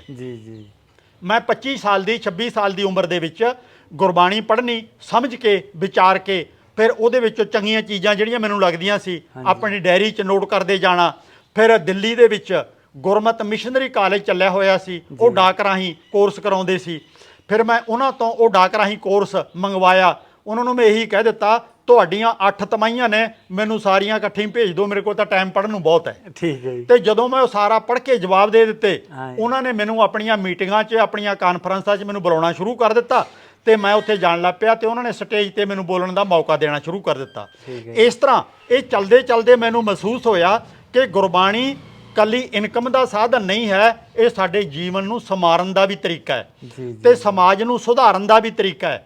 ਤੇ ਮੈਂ ਫਿਰ ਸੋਚਿਆ ਕਿ ਮੈਨੂੰ ਵੀ ਇਸ ਪਾਸੇ ਕੰਮ ਕਰਨਾ ਚਾਹੀਦਾ ਹੈ। ਮੈਂ ਗੁਰਬਾਣੀ ਦਾ ਸਹਾਰਾ ਲੈ ਕੇ, ਇਤਿਹਾਸ 'ਚੋਂ ਘਟਨਾਵਾਂ ਸੁਣਾ ਕੇ, ਉਧਰੋਂ ਸਟੱਡੀ ਕਰਕੇ ਤੇ ਮੈਂ ਇਹ ਕੰਮ ਕਿਤਾਬਾਂ ਵੇਚਣੀਆਂ, ਧਾਰਮਿਕ ਜਾਂ ਸਟੇਜਾਂ ਤੇ ਬੋਲਣਾ, ਨੌਕਰੀ ਦੇ ਨਾਲ ਇਹ ਕੰਮ ਮੈਂ ਲਗਾਤਾਰ ਕਰਦਾ ਗਿਆ। ਇਸ ਤਰ੍ਹਾਂ ਸਟੱਡੀ ਮੇਰੀ ਵੱਧਦੀ ਗਈ ਤੇ ਇੱਥੋਂ ਤੱਕ ਜਦੋਂ ਵੀ ਕਿਤੇ ਪਾਠ, ਸਹਿਜ ਪਾਠ ਜਾਂ ਅਖੰਡ ਪਾਠ ਤੇ ਜਾਣਾ, ਮੈਂ ਦੇਖਣਾ ਕਿ ਕੋਈ ਦੇਖਦਾ ਤਾਂ ਨਹੀਂ ਹੈ। ਜੇ ਕੋਈ ਨਹੀਂ ਵੇਖਦਾ ਤੇ ਮੈਂ ਵਿੱਚੋਂ ਗੁਰਬਾਣੀ ਦੀਆਂ ਪੰਕਤੀਆਂ ਜਿਹੜੀਆਂ ਮੈਨੂੰ ਵਧੀਆ ਲੱਗਣੀਆਂ ਆਪਣੀ ਡਾਇਰੀ ਤੇ ਲਿਖ ਲੈਣੀਆਂ। ਤੇ ਕਈ ਗ੍ਰੰਥੀਆਂ ਨੇ ਆ ਕੇ ਮੈਨੂੰ ਦੇਖਣਾ ਵੀ ਤੂੰ ਇਹ ਅਖੰਡ ਪਾਠ ਰੋਕ ਕੇ ਇਹ ਕੰਮ ਕਿਉਂ ਕਰਦਾ? ਮੈਂ ਕਹਿਣਾ ਵੀ ਜੇ ਮੈਨੂੰ ਗਲਤ ਲੱਗਦਾ ਤੁਹਾਨੂੰ, ਤਾਂ ਜਿਹਨੇ ਪਾਠ ਕਰਵਾਇਆ ਉਹ ਵੀ ਨਹੀਂ ਸੁਣਦਾ, ਗਲਤ ਤਾਂ ਫਿਰ ਉਹ ਵੀ ਨੇ। ਉਹ ਇੱਥੇ ਪਾਠ ਸ਼ੁਰੂ ਕਰਵਾ ਕੇ ਆਪਣੇ ਘਰੇ ਚਲੇ ਗਏ। ਉਹ ਕਹਿੰਦੇ ਭਰਾਵਾ ਉਹਨਾਂ ਨੂੰ ਤਾਂ ਕਿਸੇ ਨੇ ਕੁਝ ਨਹੀਂ ਕਹਿਣਾ, ਸਾਨੂੰ ਸਜ਼ਾ ਦੇ ਦੇਣਗੇ, ਤੂੰ ਨਾ ਕਰ ਇਹ ਕੰਮ। ਖੈਰ ਮੈਂ ਲੁਕ ਛੁਪ ਕੇ ਗੁਰਬਾਣੀ ਦੀਆਂ ਪੰਕਤੀਆਂ ਨੋਟ ਕਰਦਾ ਰਿਹਾ ਤੇ ਕੋਸ਼ਿਸ਼ ਕਰਦਾ ਰਿਹਾ ਕਿ ਉਹ ਬਾਗੀਆਨਾ ਪੰਕਤੀਆਂ, ਉਹ ਜਿਹੜੇ ਇਨਕਲਾਬੀ ਪੰਕਤੀਆਂ ਸਾਨੂੰ ਸੇਧ ਦਿੰਦੀਆਂ ਨੇ ਤੇ ਸਮਾਜ ਦੇ ਵਿੱਚ ਜਿਹੜਾ ਬੁਰਾਈਆਂ ਨੇ ਉਹ ਤੋਂ ਬਚਾਉਂਦੀਆਂ ਨੇ, ਉਹ ਪੰਕਤੀਆਂ ਮੈਂ ਜਿਵੇਂ ਨਸ਼ੇ ਦੇ ਵਿਰੁੱਧ, ਜਾਤ ਪਾਤ ਦੇ ਵਿਰੁੱਧ, ਵਹਿਮਾਂ ਭਰਮਾਂ ਪਖੰਡਾਂ ਦੇ ਵਿਰੁੱਧ ਉਹ ਸ਼ਬਦ ਚੁਣ ਕੇ ਮੈਂ ਜ਼ਿਆਦਾ ਸੰਗਤਾਂ ਦੇ ਵਿੱਚ ਪਹੁੰਚਾਉਣੇ ਤੇ ਸੰਗਤਾਂ ਨੇ ਉਹਨਾਂ ਨੂੰ ਬੇਹੱਦ ਵਧੀਆ ਮੰਨਣਾ। ਤੇ ਇਸ ਤਰ੍ਹਾਂ ਲਗਾਤਾਰ ਗੁਰਬਾਣੀ ਦਾ ਅੱਗੇ ਤੋਂ ਅੱਗੇ ਫਿਰ ਇਹ ਸਿਲਸਿਲਾ ਸਟੱਡੀ ਕਰਨ ਦਾ ਚੱਲਦਾ ਗਿਆ। ਠੀਕ ਹੈ ਜੀ। ਤੇ ਬਾਪੂ ਜੀ ਕਦੇ ਤੁਹਾਨੂੰ ਬਾਹਰ ਜਾਣ ਦਾ ਮੌਕਾ ਮਿਲਿਆ? ਬਾਹਰਲੇ ਦੇਸ਼ਾਂ ਦੇ ਵਿੱਚ ਕਿਹੜੇ ਦੇਸ਼ਾਂ ਵਿੱਚ ਘੁੰਮਣ ਦਾ ਮੌਕਾ ਮਿਲਿਆ? ਮੈਂ 1998 ਤੋਂ ਸ਼ੁਰੂ ਕੀਤਾ ਸੀ। ਇੰਗਲੈਂਡ, ਤਾਂ ਤਕਰੀਬਨ 7-8 ਵਾਰੀ ਜਾ ਆਇਆ ਮੈਂ। ਅੱਛਾ ਜੀ। ਇੱਕ ਵਾਰੀ ਅਮਰੀਕਾ ਤੇ 8 ਵਾਰੀ ਮੈਂ ਜਾ ਆਇਆ ਕੈਨੇਡਾ। ਠੀਕ ਹੈ ਜੀ। 3 ਵਾਰੀ ਜਰਮਨੀ, 2 ਵਾਰੀ ਫਿਨਲੈਂਡ, ਬਾਕੀ ਅਰਬ ਮੁਲਕ, ਨਿਊਜ਼ੀਲੈਂਡ। ਭਾਈ ਹਰਨੇਕ ਸਿੰਘ ਜੀ ਹੋਰਾਂ ਕੋਲ 1 ਮਹੀਨਾ ਮੈਂ ਲਗਾਤਾਰ ਰਹਿ ਕੇ ਆਇਆ ਸੀ। ਠੀਕ ਆ। ਤੇ ਮਲੇਸ਼ੀਆ। ਇਸ ਤਰ੍ਹਾਂ ਇਹ ਕਹਿ ਲਈਏ ਵੀ ਜਿਨ੍ਹਾਂ ਦੇਸ਼ਾਂ 'ਚ ਸਿੱਖਾਂ ਦੀ ਆਬਾਦੀ ਹੈਗੀ ਹੈ ਉਹਨਾਂ ਸਾਰਾ ਦੇਸ਼ਾਂ 'ਚ ਮੈਂ ਜਾ ਆਇਆ। ਇਹ ਕੰਟਰੀਆਂ ਵਿੱਚ ਘੁੰਮਣ ਦਾ ਮੌਕਾ ਮਿਲਿਆ ਤੇ ਉਹ ਤਜਰਬਾ ਤੇ ਆਪਣਾ ਹੀ ਪੰਜਾਬ ਸਟੇਟ ਦਾ ਤਜਰਬਾ ਜਾਂ ਤੁਹਾਡੀ ਲਾਈਫ ਦਾ ਤਜਰਬਾ, ਉਹਦੇ ਵਿੱਚੋਂ ਕਿੰਨਾ ਕੁ ਤੁਹਾਨੂੰ ਕੁਝ ਅਲੱਗ ਸਿੱਖਣ ਦਾ ਮੌਕਾ ਮਿਲਿਆ? ਕੀ ਚੀਜ਼ ਤੁਹਾਨੂੰ ਅਲੱਗ ਦਿਖੀ? ਮਾਨਸਿਕ ਵਿਕਾਸ ਤਾਂ ਜੀ ਬਾਹਰ ਘੁੰਮਣ ਨਾਲ ਹੋਇਆ, ਪਰ ਇੱਕ ਗੱਲ ਮੈਂ ਕਹਿਣ ਤੇ ਮਜਬੂਰ ਹਾਂ, ਸਾਡੇ ਬੱਚੇ ਪਹਿਲੀ ਗੱਲ ਤਾਂ ਗੁਰਮਤ ਬਾਰੇ ਜਾਂ ਜ਼ਿੰਦਗੀ ਜਿਉਣ ਦੇ ਜਿਹੜੇ ਤੌਰ ਤਰੀਕੇ ਨੇ ਉਹਦੇ ਬਾਰੇ ਬਹੁਤ ਘੱਟ ਸਟੱਡੀ ਕਰਦੇ ਨੇ। ਜਿਹੜੇ ਇੱਥੇ ਆਪਾਂ ਰੋਜ਼ਾਨਾ ਸਰਕਾਰਾਂ ਨੂੰ ਦੋਸ਼ ਦਿੰਦੇ ਆ ਵੀ ਮੁੰਡੇ ਨਸ਼ੇੜੀ ਹੋ ਗਏ ਜਾਂ ਉਹਨੇ ਆਤਮ ਹੱਤਿਆ ਕਰ ਲਈ ਤੇ ਸਰਕਾਰ ਸਾਡੀ ਸਹਾਇਤਾ ਕਰੇ, ਪਰ ਕਦੀ ਸੋਚ ਕੇ ਤਾਂ ਦੇਖ ਲਓ ਉਹ ਨਸ਼ੇੜੀ ਬਣਦੇ ਕਿਉਂ ਨੇ? ਘਰ ਦਾ ਮਾਹੌਲ ਕੀ ਹੈ? ਤੁਸੀਂ ਹਾਲਾਤ ਕਿਹੋ ਜਿਹੇ ਬਣਾ ਦਿੱਤੇ ਨੇ? ਸਰਕਾਰ ਹਰੇਕ ਦੇ ਮਗਰ ਪਹਿਰੇਦਾਰ ਲੈ ਕੇ ਨਹੀਂ ਫਿਰ ਸਕਦੀ ਕਿ ਆਹ ਮੁੰਡਾ ਕਿਵੇਂ ਬਚੂਗਾ। ਇਹ ਜਿਹੜੀਆਂ ਚੀਜ਼ਾਂ ਨੇ, ਆਤਮ ਹੱਤਿਆ ਤਾਂ ਆਪਣੇ ਘਰ ਦੇ ਅੰਦਰ ਵੜ ਕੇ ਜਿਹੜਾ ਮਰਜ਼ੀ ਕਰ ਲੇ, ਉਹਨੂੰ ਕੌਣ ਰੋਕ ਲੂਗਾ? ਇਹ ਤਾਂ ਖੁਦ ਜਿਹੜੇ ਬੇਚੈਨ ਨੇ ਪੁਲਿਸ ਵਾਲੇ ਵੀ ਕਈ ਵਾਰੀ ਆਪਣੇ ਪ੍ਰੋਪਰਟੀ 'ਚ ਗੋਲੀ ਮਾਰ ਕੇ ਆਪਣੀ ਆਤਮ ਹੱਤਿਆ ਕਰ ਲੈਂਦੇ ਨੇ। ਇਸੇ ਦੀ ਵੀ ਦੁਰਵਰਤੋਂ ਹੋ ਜਾਂਦੀ ਹੈ। ਜਿਹੜੇ ਬਾਹਰ ਵੱਧ ਪੈਸਾ ਕਮਾ ਲੈਂਦੇ ਨੇ ਉਹਨਾਂ ਨੂੰ ਇੱਥੇ ਬੜੀਆਂ ਮਹਿੰਗੀਆਂ ਕਰੋੜਾਂ ਦੀਆਂ ਅਰਬਾਂ ਦੀਆਂ ਕੋਠੀਆਂ ਬਣਾ ਲੈਂਦੇ ਨੇ ਤੇ ਕੋਠੀਆਂ ਬਾਅਦ ਦੇ ਵਿੱਚ ਬੱਚੇ ਬਾਹਰ ਚਲੇ ਗਏ, ਉਹ ਬੇਕਾਰ ਪਈਆਂ ਨੇ, ਉਹ ਢਹਿ ਜਾਂਦੀਆਂ ਨੇ ਜਾਂ ਸਸਤੇ ਭਾਅ ਵਿਕਦੀਆਂ ਨੇ ਤੇ ਉਹ ਸਾਰਾ ਕੁਝ ਇੱਥੇ ਜਿਹੜਾ ਪਿਆ ਉਹ ਬੇਕਾਰ ਚਲਾ ਜਾਂਦਾ। ਬਹੁਤ ਕੁਝ ਸੋਚਣ ਸਮਝਣ ਦੀ ਲੋੜ ਹੈ। ਬਾਹਰ ਵੀ ਬੱਚੇ ਤਾਂ ਜਾਂਦੇ ਨੇ ਜੇ ਉਹਨਾਂ ਦੀ ਇੱਥੇ ਯੋਗ ਸੰਭਾਲ ਨਹੀਂ ਹੈ, ਰੁਜ਼ਗਾਰ ਨਹੀਂ ਹੈ, ਚੰਗੀ ਅਗਵਾਈ ਨਹੀਂ ਹੈ ਤੇ ਬਾਹਰ ਜਾ ਕੇ ਵੀ ਉਹਨਾਂ ਨੂੰ ਚੌਗਣੀ ਮਿਹਨਤ ਕਰਨੀ ਪੈਂਦੀ ਹੈ। ਜੇ ਇੱਥੇ ਮਿਹਨਤ ਕਰਨ ਦਾ ਸੁਭਾਅ ਪਾ ਲੈਣ, ਇੱਥੇ ਬਹੁਤ ਕੁਝ ਹੋ ਸਕਦਾ ਹੈ। ਨਾਲੇ ਆਪਣਾ ਧਰਮ, ਨਾਲੇ ਆਪਣਾ ਭਾਈਚਾਰਾ। ਯਾਦ ਰੱਖਿਓ ਜਿਹੜੇ ਸਿੱਖੀ ਦਾ ਰਾਗ ਅਲਾਪਦੇ ਨੇ ਉਹ ਧਿਆਨ ਰੱਖਿਓ ਕਿ ਬਾਹਰਲੇ ਬੱਚੇ ਦੂਜੀ ਪੀੜ੍ਹੀ ਜਾਂ ਤੀਜੀ ਪੀੜ੍ਹੀ ਉਹਨਾਂ ਨੇ ਸਿੱਖ ਰਹਿਣਾ ਕੋਈ ਨਹੀਂ, ਕਿਉਂਕਿ ਉਧਰਲੀ ਵਿੱਦਿਆ ਪੜ੍ਹ ਕੇ ਉਧਰਲੇ ਮਾਹੌਲ 'ਚ ਰਹਿ ਕੇ ਉਹਨਾਂ ਨੇ ਉਹਨਾਂ ਵਰਗਾ ਬਣ ਜਾਣਾ, ਉਹਨਾਂ ਨੇ ਸਾਡੇ ਵਰਗਾ ਨਹੀਂ ਬਣਨਾ। ਪਹਿਲੀ ਗੱਲ ਤਾਂ ਅਸੀਂ ਆਪ ਹੀ ਵਧੀਆ ਸਿੱਖ ਨਹੀਂ ਹਾਂ ਤੇ ਬੱਚਿਆਂ ਨੂੰ ਵਧੀਆ ਸਿੱਖਿਆ ਨਹੀਂ ਦਿੱਤੀ, ਪਰ ਉਧਰ ਜਾ ਕੇ ਤਾਂ ਉਹ ਉਹਨਾਂ ਵਰਗੇ ਬਣਨਗੇ। ਇਹ ਵੀ ਗੱਲਾਂ ਕਦੇ ਆਪਣੇ ਜ਼ਿਹਨ 'ਚ ਰੱਖਿਆ ਕਰੋ। ਜੀ ਜੀ ਜੀ। ਤੇ ਬਾਪੂ ਜੀ ਲਾਸਟ ਸਵਾਲ ਆ ਸਾਡਾ, ਤੇ ਤੁਸੀਂ ਸਕੂਲ ਵਿੱਚ ਨਹੀਂ ਗਏ, ਹਾਂਜੀ, ਕਦੇ ਇਹ ਅਫਸੋਸ ਤਾਂ ਨਹੀਂ ਹੋਇਆ ਜ਼ਿੰਦਗੀ ਦਾ ਵੀ ਜੇ ਮੈਂ ਸਕੂਲ ਵਿੱਚ ਚੱਲ ਜਾਂਦਾ ਸ਼ਾਇਦ ਕੁਝ ਹੋਰ ਨਵਾਂ ਕਰ ਲਾਂਦੇ? ਮੈਨੂੰ ਹੁਣ ਤਾਂ ਬੇਟੇ ਬਾਰ-ਬਾਰ ਇਸ ਗੱਲ ਦਾ ਖੁਸ਼ੀ ਹੋ ਰਹੀ ਹੈ ਕਿ ਸਕੂਲ ਦੇ ਵਿੱਚ ਮੈਂ ਪਹਿਲਾਂ ਤਾਂ ਪਛਤਾਵਾ ਸੀ, ਪਰ ਹੁਣ ਤਾਂ ਉਹ ਲੱਗਦਾ ਕਿ ਮੈਂ ਟਾਈਮ ਖਰਾਬ ਨਹੀਂ ਕੀਤਾ, ਵਧੀਆ ਰਿਹਾ ਸਕੂਲਾਂ 'ਚ ਨਾ ਗਿਆ। ਉਹਨਾਂ ਦਿਨਾਂ 'ਚ ਜਦੋਂ ਪੜ੍ਹਦੇ ਨੇ ਬੱਚੇ, ਇੱਕ ਤਾਂ ਮੈਂ ਘਰਦਿਆਂ ਦੀ ਮਦਦ ਕੀਤੀ ਜਿੰਨੀ ਕਰ ਸਕਦਾ ਸੀ, ਜਿੰਨੀ ਮੇਰੇ ਕੋਲੇ ਲਿਆਕਤ ਸੀ ਜੀ ਜੀ, ਤੇ ਉਦੋਂ ਬਾਅਦ ਮੈਂ ਬਿਨਾਂ ਪੜ੍ਹਨ ਤੋਂ ਹੀ ਜਿਹੜੀ ਉਹਨਾਂ ਨੂੰ ਕੋਈ ਨੌਕਰੀ ਮਿਲੀ ਹੈ ਮੈਂ ਵੀ ਉਹ ਨੌਕਰੀ ਲੈ ਲਈ ਤੇ ਜਿਹੜੇ ਪ੍ਰੋਫੈਸਰ ਬਣਦੇ ਨੇ ਤੇ ਉਹ ਪ੍ਰੋਫੈਸਰੀ ਵੀ ਮੈਂ ਲੈ ਲਈ। ਉਹ ਕਿਤੇ ਵੱਧ 27 ਕਿਤਾਬਾਂ ਲਿਖ ਚੁੱਕਿਆ, ਕਿੰਨੇ ਟਰੈਕਟ ਲਿਖ ਚੁੱਕਿਆ, 500-600 ਘੰਟਿਆਂ ਦੀਆਂ ਆਡੀਓ ਵੀਡੀਓ ਬਣਾ ਕੇ YouTube ਤੇ ਪਾ ਚੁੱਕਿਆ ਤੇ ਕਿੰਨੀਆਂ ਮੁਲਾਕਾਤਾਂ ਇਹੋ ਜਿਹੀਆਂ ਕਰ ਚੁੱਕਿਆ ਤੇ ਉਹਨਾਂ ਨਾਲੋਂ ਜ਼ਿਆਦਾ ਕੰਮ ਤਾਂ ਮੈਂ ਕਰ ਚੁੱਕਿਆ। ਮੈਨੂੰ ਹੁਣ ਇਸ ਗੱਲ ਦਾ ਪਛਤਾਵਾ ਨਹੀਂ ਕਿ ਮੈਂ ਕਾਲਜ ਨਹੀਂ ਗਿਆ। ਸਾਰੇ ਇਉਂ ਕਹਿ ਲਈਏ ਬੇਅੰਤ ਭੈਣ ਭਰਾ ਹੁਣ ਮਾਣ ਦਿੰਦੇ ਨੇ ਕਿ ਵਾਕਈ ਤੂੰ ਇਹ ਕਿਤਾਬਾਂ ਜਾਂ ਜਿਹੜਾ YouTube ਤੇ ਮੈਟਰ ਪੈਂਦਾ ਉਹਦੇ ਕਰਕੇ ਬਹੁਤ ਚੰਗੀ ਪਛਾਣ ਬਣੀ ਹੈ। ਹੁਣ ਤਾਂ ਭਾਈ ਰਣਜੀਤ ਸਿੰਘ ਜਿਹੜਾ ਕਿ ਬੁਲਾਰਿਆਂ ਦੇ ਵਿੱਚੋਂ ਪਹਿਲੇ ਦਰਜੇ ਤੇ ਆ, ਭਾਈ ਰਣਜੀਤ ਸਿੰਘ ਢੱਡਰੀਆਂ ਵਾਲਾ, ਉਹ ਵੀ ਬਾਪੂ ਜੀ ਕਹਿ ਕੇ ਮਾਣ ਸਨਮਾਨ ਨਾਲ ਸਟੇਜ ਤੇ ਬੋਲਦਾ। ਮੇਰੀਆਂ ਕਿਤਾਬਾਂ ਉੱਥੇ ਜਦੋਂ ਉਹਨਾਂ ਦਾ ਦੀਵਾਨ ਲੱਗਦਾ ਉੱਥੇ ਕਿਤਾਬਾਂ ਦੇ ਸਟਾਲ ਲਾਉਂਦੇ ਨੇ। ਭਾਈ ਹਰਨੇਕ ਸਿੰਘ ਨਿਊਜ਼ੀਲੈਂਡ ਵਾਲਾ ਉਹ ਵੀ ਬੜੇ ਮਾਣ ਨਾਲ ਨਾਂ ਲੈਂਦੇ ਨੇ। ਉਹਨਾਂ ਕੋਲੇ ਵੀ ਮੈਂ ਜਾ ਕੇ ਆਇਆ, ਕਿਤਾਬਾਂ ਉਹਨਾਂ ਨੇ ਮੇਰੀਆਂ ਬਹੁਤ ਮੰਗਾਈਆਂ ਨੇ। ਨੌਜਵਾਨ ਆ ਕੇ ਆਡੀਓ ਵੀਡੀਓ ਬਣਾ ਕੇ ਵੀ ਲੈ ਕੇ ਜਾਂਦੇ ਨੇ ਤਾਂ ਕਿ ਇਹ ਵਿਚਾਰ ਸੰਗਤਾਂ ਤੱਕ ਵੱਧ ਤੋਂ ਵੱਧ ਪਹੁੰਚਣ। ਵਾਹ ਜੀ ਵਾਹ, ਸ਼ੁਕਰੀਆ, ਮਿਹਰਬਾਨੀ। ਤੇ ਦੋਸਤੋ ਬਾਪੂ ਜੀ ਦੀ ਉਮਰ 80 ਸਾਲ ਦੇ ਨੇੜੇ ਆ। ਬਾਪੂ ਜੀ ਕਿੰਨੀ ਉਮਰ ਆ? ਇੱਕ ਘੱਟ 80 ਹੈ ਇਸ ਵਕਤ। ਇੱਕ ਘੱਟ 80, 79, 79 ਸਾਲ ਅਸੀਂ ਕਹਿ ਦਈਏ। ਤੇ ਤੁਸੀਂ ਬਾਪੂ ਜੀ ਦੀ ਆਵਾਜ਼ ਦੇਖ ਲਓ, ਤੰਦਰੁਸਤੀ ਦੇਖੋ।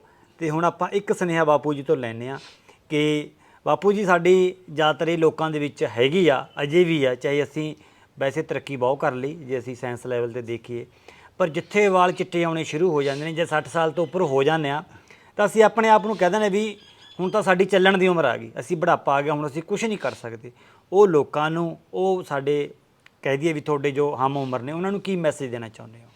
ਇੱਥੇ ਇੱਕ ਤਾਂ ਇਹਨੂੰ ਹਾਸੇ ਦੀ ਗੱਲ ਵੀ ਕਈ ਲੈ ਲੈਂਦੇ ਨੇ। ਅੱਛਾ ਜੀ। ਮੇਰੇ ਤਕਰੀਬਨ 28 ਸਾਲ ਦੀ ਉਮਰ 'ਚ ਦਾੜੀ ਦੇ ਵਿੱਚ ਚਿੱਟੇ ਵਾਲ ਆਉਣ ਲੱਗ ਪਏ ਸੀ। ਠੀਕ ਹੈ ਜੀ। ਤੇ ਚਿੱਟੇ ਵਾਲ ਦੇਖ ਕੇ ਕਈਆਂ ਨੇ ਬਾਬਾ ਜੀ ਕਹਿ ਦੇਣਾ। ਠੀਕ ਹੈ। ਮੇਰੀ ਜੀਵਨ ਸਾਥਣ ਨੇ ਕਹਿਣਾ ਇਹਨੂੰ ਮਾੜੀ ਜੀ ਕਾਲੇ ਕਰ ਲਿਆ ਕਰ। ਠੀਕ ਹੈ। ਮੈਂ ਕਿਹਾ ਸ਼ੁਕਰ ਕਰ, ਊਂ ਤਾਂ ਮੈਨੂੰ ਕੋਈ ਸਤਿਕਾਰ ਨਾਲ ਨਹੀਂ ਬੁਲਾਉਂਦਾ, ਦਾੜੀ ਚਿੱਟੀ ਕਰਕੇ ਬਾਬਾ ਜੀ ਕਹਿ ਕੇ ਸਤਿਕਾਰ ਨਾਲ ਤਾਂ ਬੁਲਾਉਂਦੇ ਨੇ। ਠੀਕ ਹੈ। ਠੀਕ ਹੈ। ਤੇ ਇੱਕ ਤਾਂ ਇਹ ਗੱਲ ਮੈਂ ਆਪਣੇ ਮਨ ਨੂੰ ਸਮਝਾ ਲਿਆ, ਕੋਈ ਕਾਲੀ ਨਹੀਂ ਕਰਨੀ ਤੇ ਨਾ ਹੀ ਧੌਲਾ ਵਿੱਚੋਂ ਪੱਟਣਾ ਹੈ। ਆ ਗਏ ਤਾਂ ਆ ਗਏ, ਇਹਨੂੰ ਬਰਦਾਸ਼ਤ ਕਰੋ ਤੇ ਪ੍ਰਵਾਨ ਕਰੋ। ਤੇ ਇਹਦੇ ਨਾਲ ਸਗੋਂ ਆਦਰ ਮਾਣ ਸਮਾਜ ਦੇ ਵਿੱਚ ਵੱਧਦਾ ਵੀ ਨਹੀਂ ਵੀ ਧੌਲੀ ਦਾੜੀ ਵਾਲਾ ਚਿੱਟੀ ਦਾੜੀ ਵਾਲਾ, ਕੁਛ ਨਾ ਕੁਛ ਤਾਂ ਅਕਲ ਹੋਊਗੀ। ਹਾਂ ਠੀਕ ਹੈ ਜੀ। ਤੇ ਖੈਰ ਅੱਗੇ ਚੱਲਦਿਆਂ ਮੈਂ ਇਹ ਦੱਸਣਾ ਚਾਹੁੰਦਾ ਕਿ ਆਪਣੀ ਸਿਹਤ ਬਾਰੇ ਵੀ ਜ਼ਰੂਰ ਚੰਗੇ ਜਿਹੜੇ ਸਰੀਰਕ ਸੰਬੰਧਾਂ ਬਾਰੇ ਜਿਨ੍ਹਾਂ ਨੇ ਕਿਤਾਬਾਂ ਲਿਖੀਆਂ ਨੇ, ਸਰੀਰਕ ਤੰਦਰੁਸਤੀ ਵਾਸਤੇ ਜਿਹਨੇ ਕਿਤਾਬਾਂ ਲਿਖੀਆਂ ਨੇ ਡਾਕਟਰਾਂ ਨੇ, ਉਹਨਾਂ ਦੀਆਂ ਕਿਤਾਬਾਂ ਇੱਕ ਤਾਂ ਸ਼ਾਮ ਸੁੰਦਰ ਦੀਪਤੀ ਡਾਕਟਰ ਹੈ ਜੀ, ਉਹਨਾਂ ਦੀਆਂ ਕਿਤਾਬਾਂ ਪੜ੍ਹਨ ਵਾਲੀਆਂ ਨੇ। ਠੀਕ ਹੈ। ਇੱਕ ਬੀਬੀ ਜਸਵੰਤ ਕੌਰ ਹੈ ਜੀ, ਉਹ ਆਪਣਾ ਜਸਵੰਤ ਸਿੰਘ ਕਮਲ ਦੀ ਪਤਨੀ ਸੀ। ਇਹ ਅੱਜ ਕੱਲ੍ਹ ਤਾਂ ਚੜ੍ਹਾਈ ਕਰ ਗਈ ਹੈ। ਤੇ ਉਹਨਾਂ ਨੇ ਵੀ ਕਿਤਾਬਾਂ ਸਿਹਤ ਸੰਬੰਧੀ ਬਹੁਤ ਵਧੀਆ ਲਿਖੀਆਂ ਹੋਈਆਂ ਨੇ। ਇੱਕ ਤਾਂ ਸਿਹਤ ਸੰਬੰਧੀ ਆਪਣੀਆਂ ਕਿਤਾਬਾਂ ਪੜ੍ਹੋ ਤੇ ਫਿਰ ਖੁਰਾਕ ਦਾ ਕੰਟਰੋਲ ਰੱਖੋ। ਮੈਂ ਕਈਆਂ ਨੂੰ ਕਹਿ ਦੇਣਾ ਢਿੱਡ ਤੇ ਹੱਥ ਲਾ ਕੇ ਅਗਲੇ ਦੇ ਵੀ ਕਾਕਾ ਭਾਈ ਤੈਨੂੰ ਵੀ ਆਪਣੇ ਸਰੀਰ ਦੀ ਲੋੜ ਹੈ, ਤੇਰੇ ਘਰਦਿਆਂ ਨੂੰ ਵੀ ਲੋੜ ਹੈ, ਤੂੰ ਹੋ ਸਕਦਾ ਸਮਾਜ ਦਾ ਵੀ ਕੋਈ ਭਲਾ ਕਰੇ, ਮਾੜਾ ਜਿਹਾ ਇਹਨੂੰ ਜੇ ਠੀਕ ਰੱਖ ਲੈ ਨਾ, ਵੱਡਾ ਨਾ ਹੋਣ ਦੇਵੇਂ, ਤੂੰ ਬਹੁਤ ਸੇਵਾ ਕਰ ਸਕਦਾ ਹੈ। ਬਾਬਾ ਜੀ ਐਂ ਕਿਉਂ ਕਹਿੰਦੇ ਹੋ, ਬੇਇੱਜ਼ਤੀ ਕਿਉਂ ਕਰਦੇ ਹੋ? ਮੈਂ ਬੇਇੱਜ਼ਤੀ ਨਹੀਂ ਕਰਦਾ, ਇਹ ਜਿਹੜਾ ਵਾਧੂ ਖਾਣ ਦੇ ਨਾਲ ਤਾਂ ਲੋਕ ਬਹੁਤ ਮਰੇ ਨੇ, ਪਰ ਭੁੱਖੇ ਰਹਿ ਕੇ ਉਹਨੇ ਨਹੀਂ ਮਰੇ। ਇਹ ਵਾਧੂ ਖਾ ਕੇ ਢਿੱਡ ਫੁਲਾ ਕੇ ਚਰਬੀ ਵਧਾ ਕੇ ਆਪਣੇ ਬਹੁਤ ਬੰਦੇ ਮਰ ਰਹੇ ਨੇ। ਇਹਦਾ ਖਿਆਲ ਰੱਖੋ, ਘੱਟ ਖਾਓ। ਅੱਜ ਕੱਲ 2 ਕਦਮ ਤੁਰਨਾ ਨਹੀਂ ਹੈ, ਮੋਟਰਸਾਈਕਲ ਤੇ ਸਕੂਟਰ ਤੇ ਜਾਣਾ ਹੈ।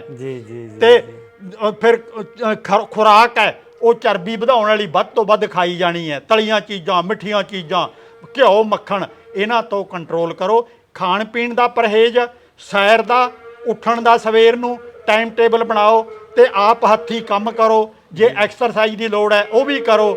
ਮੈਂ ਇਸੇ ਕਰਕੇ 80 ਸਾਲ ਦਾ ਹੋ ਕੇ ਵੀ 1 ਘੰਟਾ ਸਵੇਰੇ 1 ਘੰਟਾ ਸ਼ਾਮ ਨੂੰ ਲਾਜ਼ਮੀ ਤੌਰ ਤੇ ਸੈਰ ਕਰਦਾ, ਭਾਵੇਂ ਕਿੰਨੀ ਵੀ ਗਰਮੀ ਹੋਵੇ ਸਰਦੀ ਹੋਵੇ।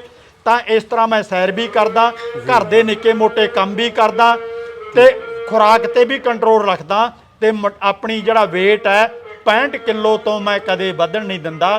ਤੁਸੀਂ ਵੀ ਧਿਆਨ ਰੱਖੋ ਕਿ ਆਪਣਾ weight ਨਾ ਵਧਣ ਦਿਓ, ਕੰਮ ਆਪਣੇ ਹੱਥੀਂ ਕਰੋ, ਖੁਰਾਕ ਤੇ ਕੰਟਰੋਲ ਕਰੋ, ਫਿਰ ਤੰਦਰੁਸਤੀ ਤਾਂ ਆਪਣੇ ਆਪ ਤੁਹਾਡੇ ਪਿੱਛੇ ਪਿੱਛੇ ਤੁਰੀ ਫਿਰੇਗੀ। ਵਾਹ ਜੀ ਵਾਹ। ਤੇ ਬਾਪੂ ਜੀ ਬਹੁਤ ਬਹੁਤ ਧੰਨਵਾਦ ਕਰਦੇ ਹਾਂ।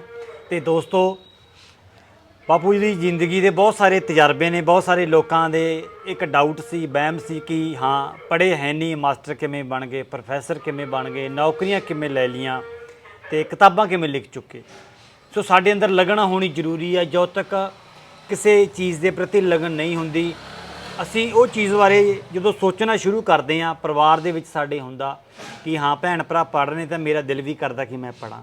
ਜੋ ਸਾਡੇ ਮਨ ਦੇ ਵਿੱਚ ਉਹ ਲਗਨ ਹੋਣੀ ਸ਼ੁਰੂ ਹੋ ਜਾਂਦੀ ਹੈ ਤਾਂ ਕੁਦਰਤ ਵੀ ਸਾਡਾ ਸਾਥ ਦਿੰਦੀ ਆ ਤੇ ਹਰ ਇੱਕ ਚੀਜ਼ ਕੜੀ ਦੇ ਨਾਲ ਕੜੀ ਜੋੜ ਕੇ ਅੱਗੇ ਵੱਧਦੀ ਆ। ਤੇ ਬਹੁਤ ਸਾਰੇ ਤਜਰਬੇ ਨੇ ਤੇ ਤੁਸੀਂ ਵੀਡੀਓ ਸ਼ੇਅਰ ਕਰਨੀ ਅਤੇ ਚੈਨਲ ਨੂੰ ਸਬਸਕ੍ਰਾਈਬ ਕਰਨਾ ਤੇ ਕਮੈਂਟ ਕਰਕੇ ਜ਼ਰੂਰ ਦੱਸਣਾ ਵੀਡੀਓ ਕਿੱਦਾਂ ਦੀ ਲੱਗੀ। ਤੇ ਬਾਪੂ ਜੀ ਇੱਕ ਵਾਰ ਫਿਰ ਤੋਂ ਤਹਿ ਦਿਲੋਂ ਧੰਨਵਾਦ ਕਰਦੇ ਹਾਂ, ਬਹੁਤ ਸਮਾਂ ਦਿੱਤਾ ਤੇ ਬਹੁਤ ਵਧੀਆ ਤਜਰਬੇ ਸਾਂਝੇ ਕੀਤੇ, ਜਿਹਦੇ ਨਾਲ ਲੋਕਾਂ ਨੂੰ ਬਹੁਤ ਸਾਰੀ ਪ੍ਰੇਰਨਾ ਮਿਲੂਗੀ ਤੇ ਸਾਡੀ ਨੌਜਵਾਨ ਪੀੜ੍ਹੀ ਵੀ ਅੱਗੇ ਵਧਣ ਦੇ ਲਈ ਆਪਣਾ ਉਪਰਾਲਾ ਕਰੇਗੀ। ਧੰਨਵਾਦ ਕਰਦੇ ਹਾਂ ਇੱਕ ਵਾਰ ਫਿਰ। ਬਹੁਤ ਧੰਨਵਾਦ ਜੀ ਸਾਰਿਆਂ ਦਾ। ਸਤਿ ਸ੍ਰੀ ਅਕਾਲ।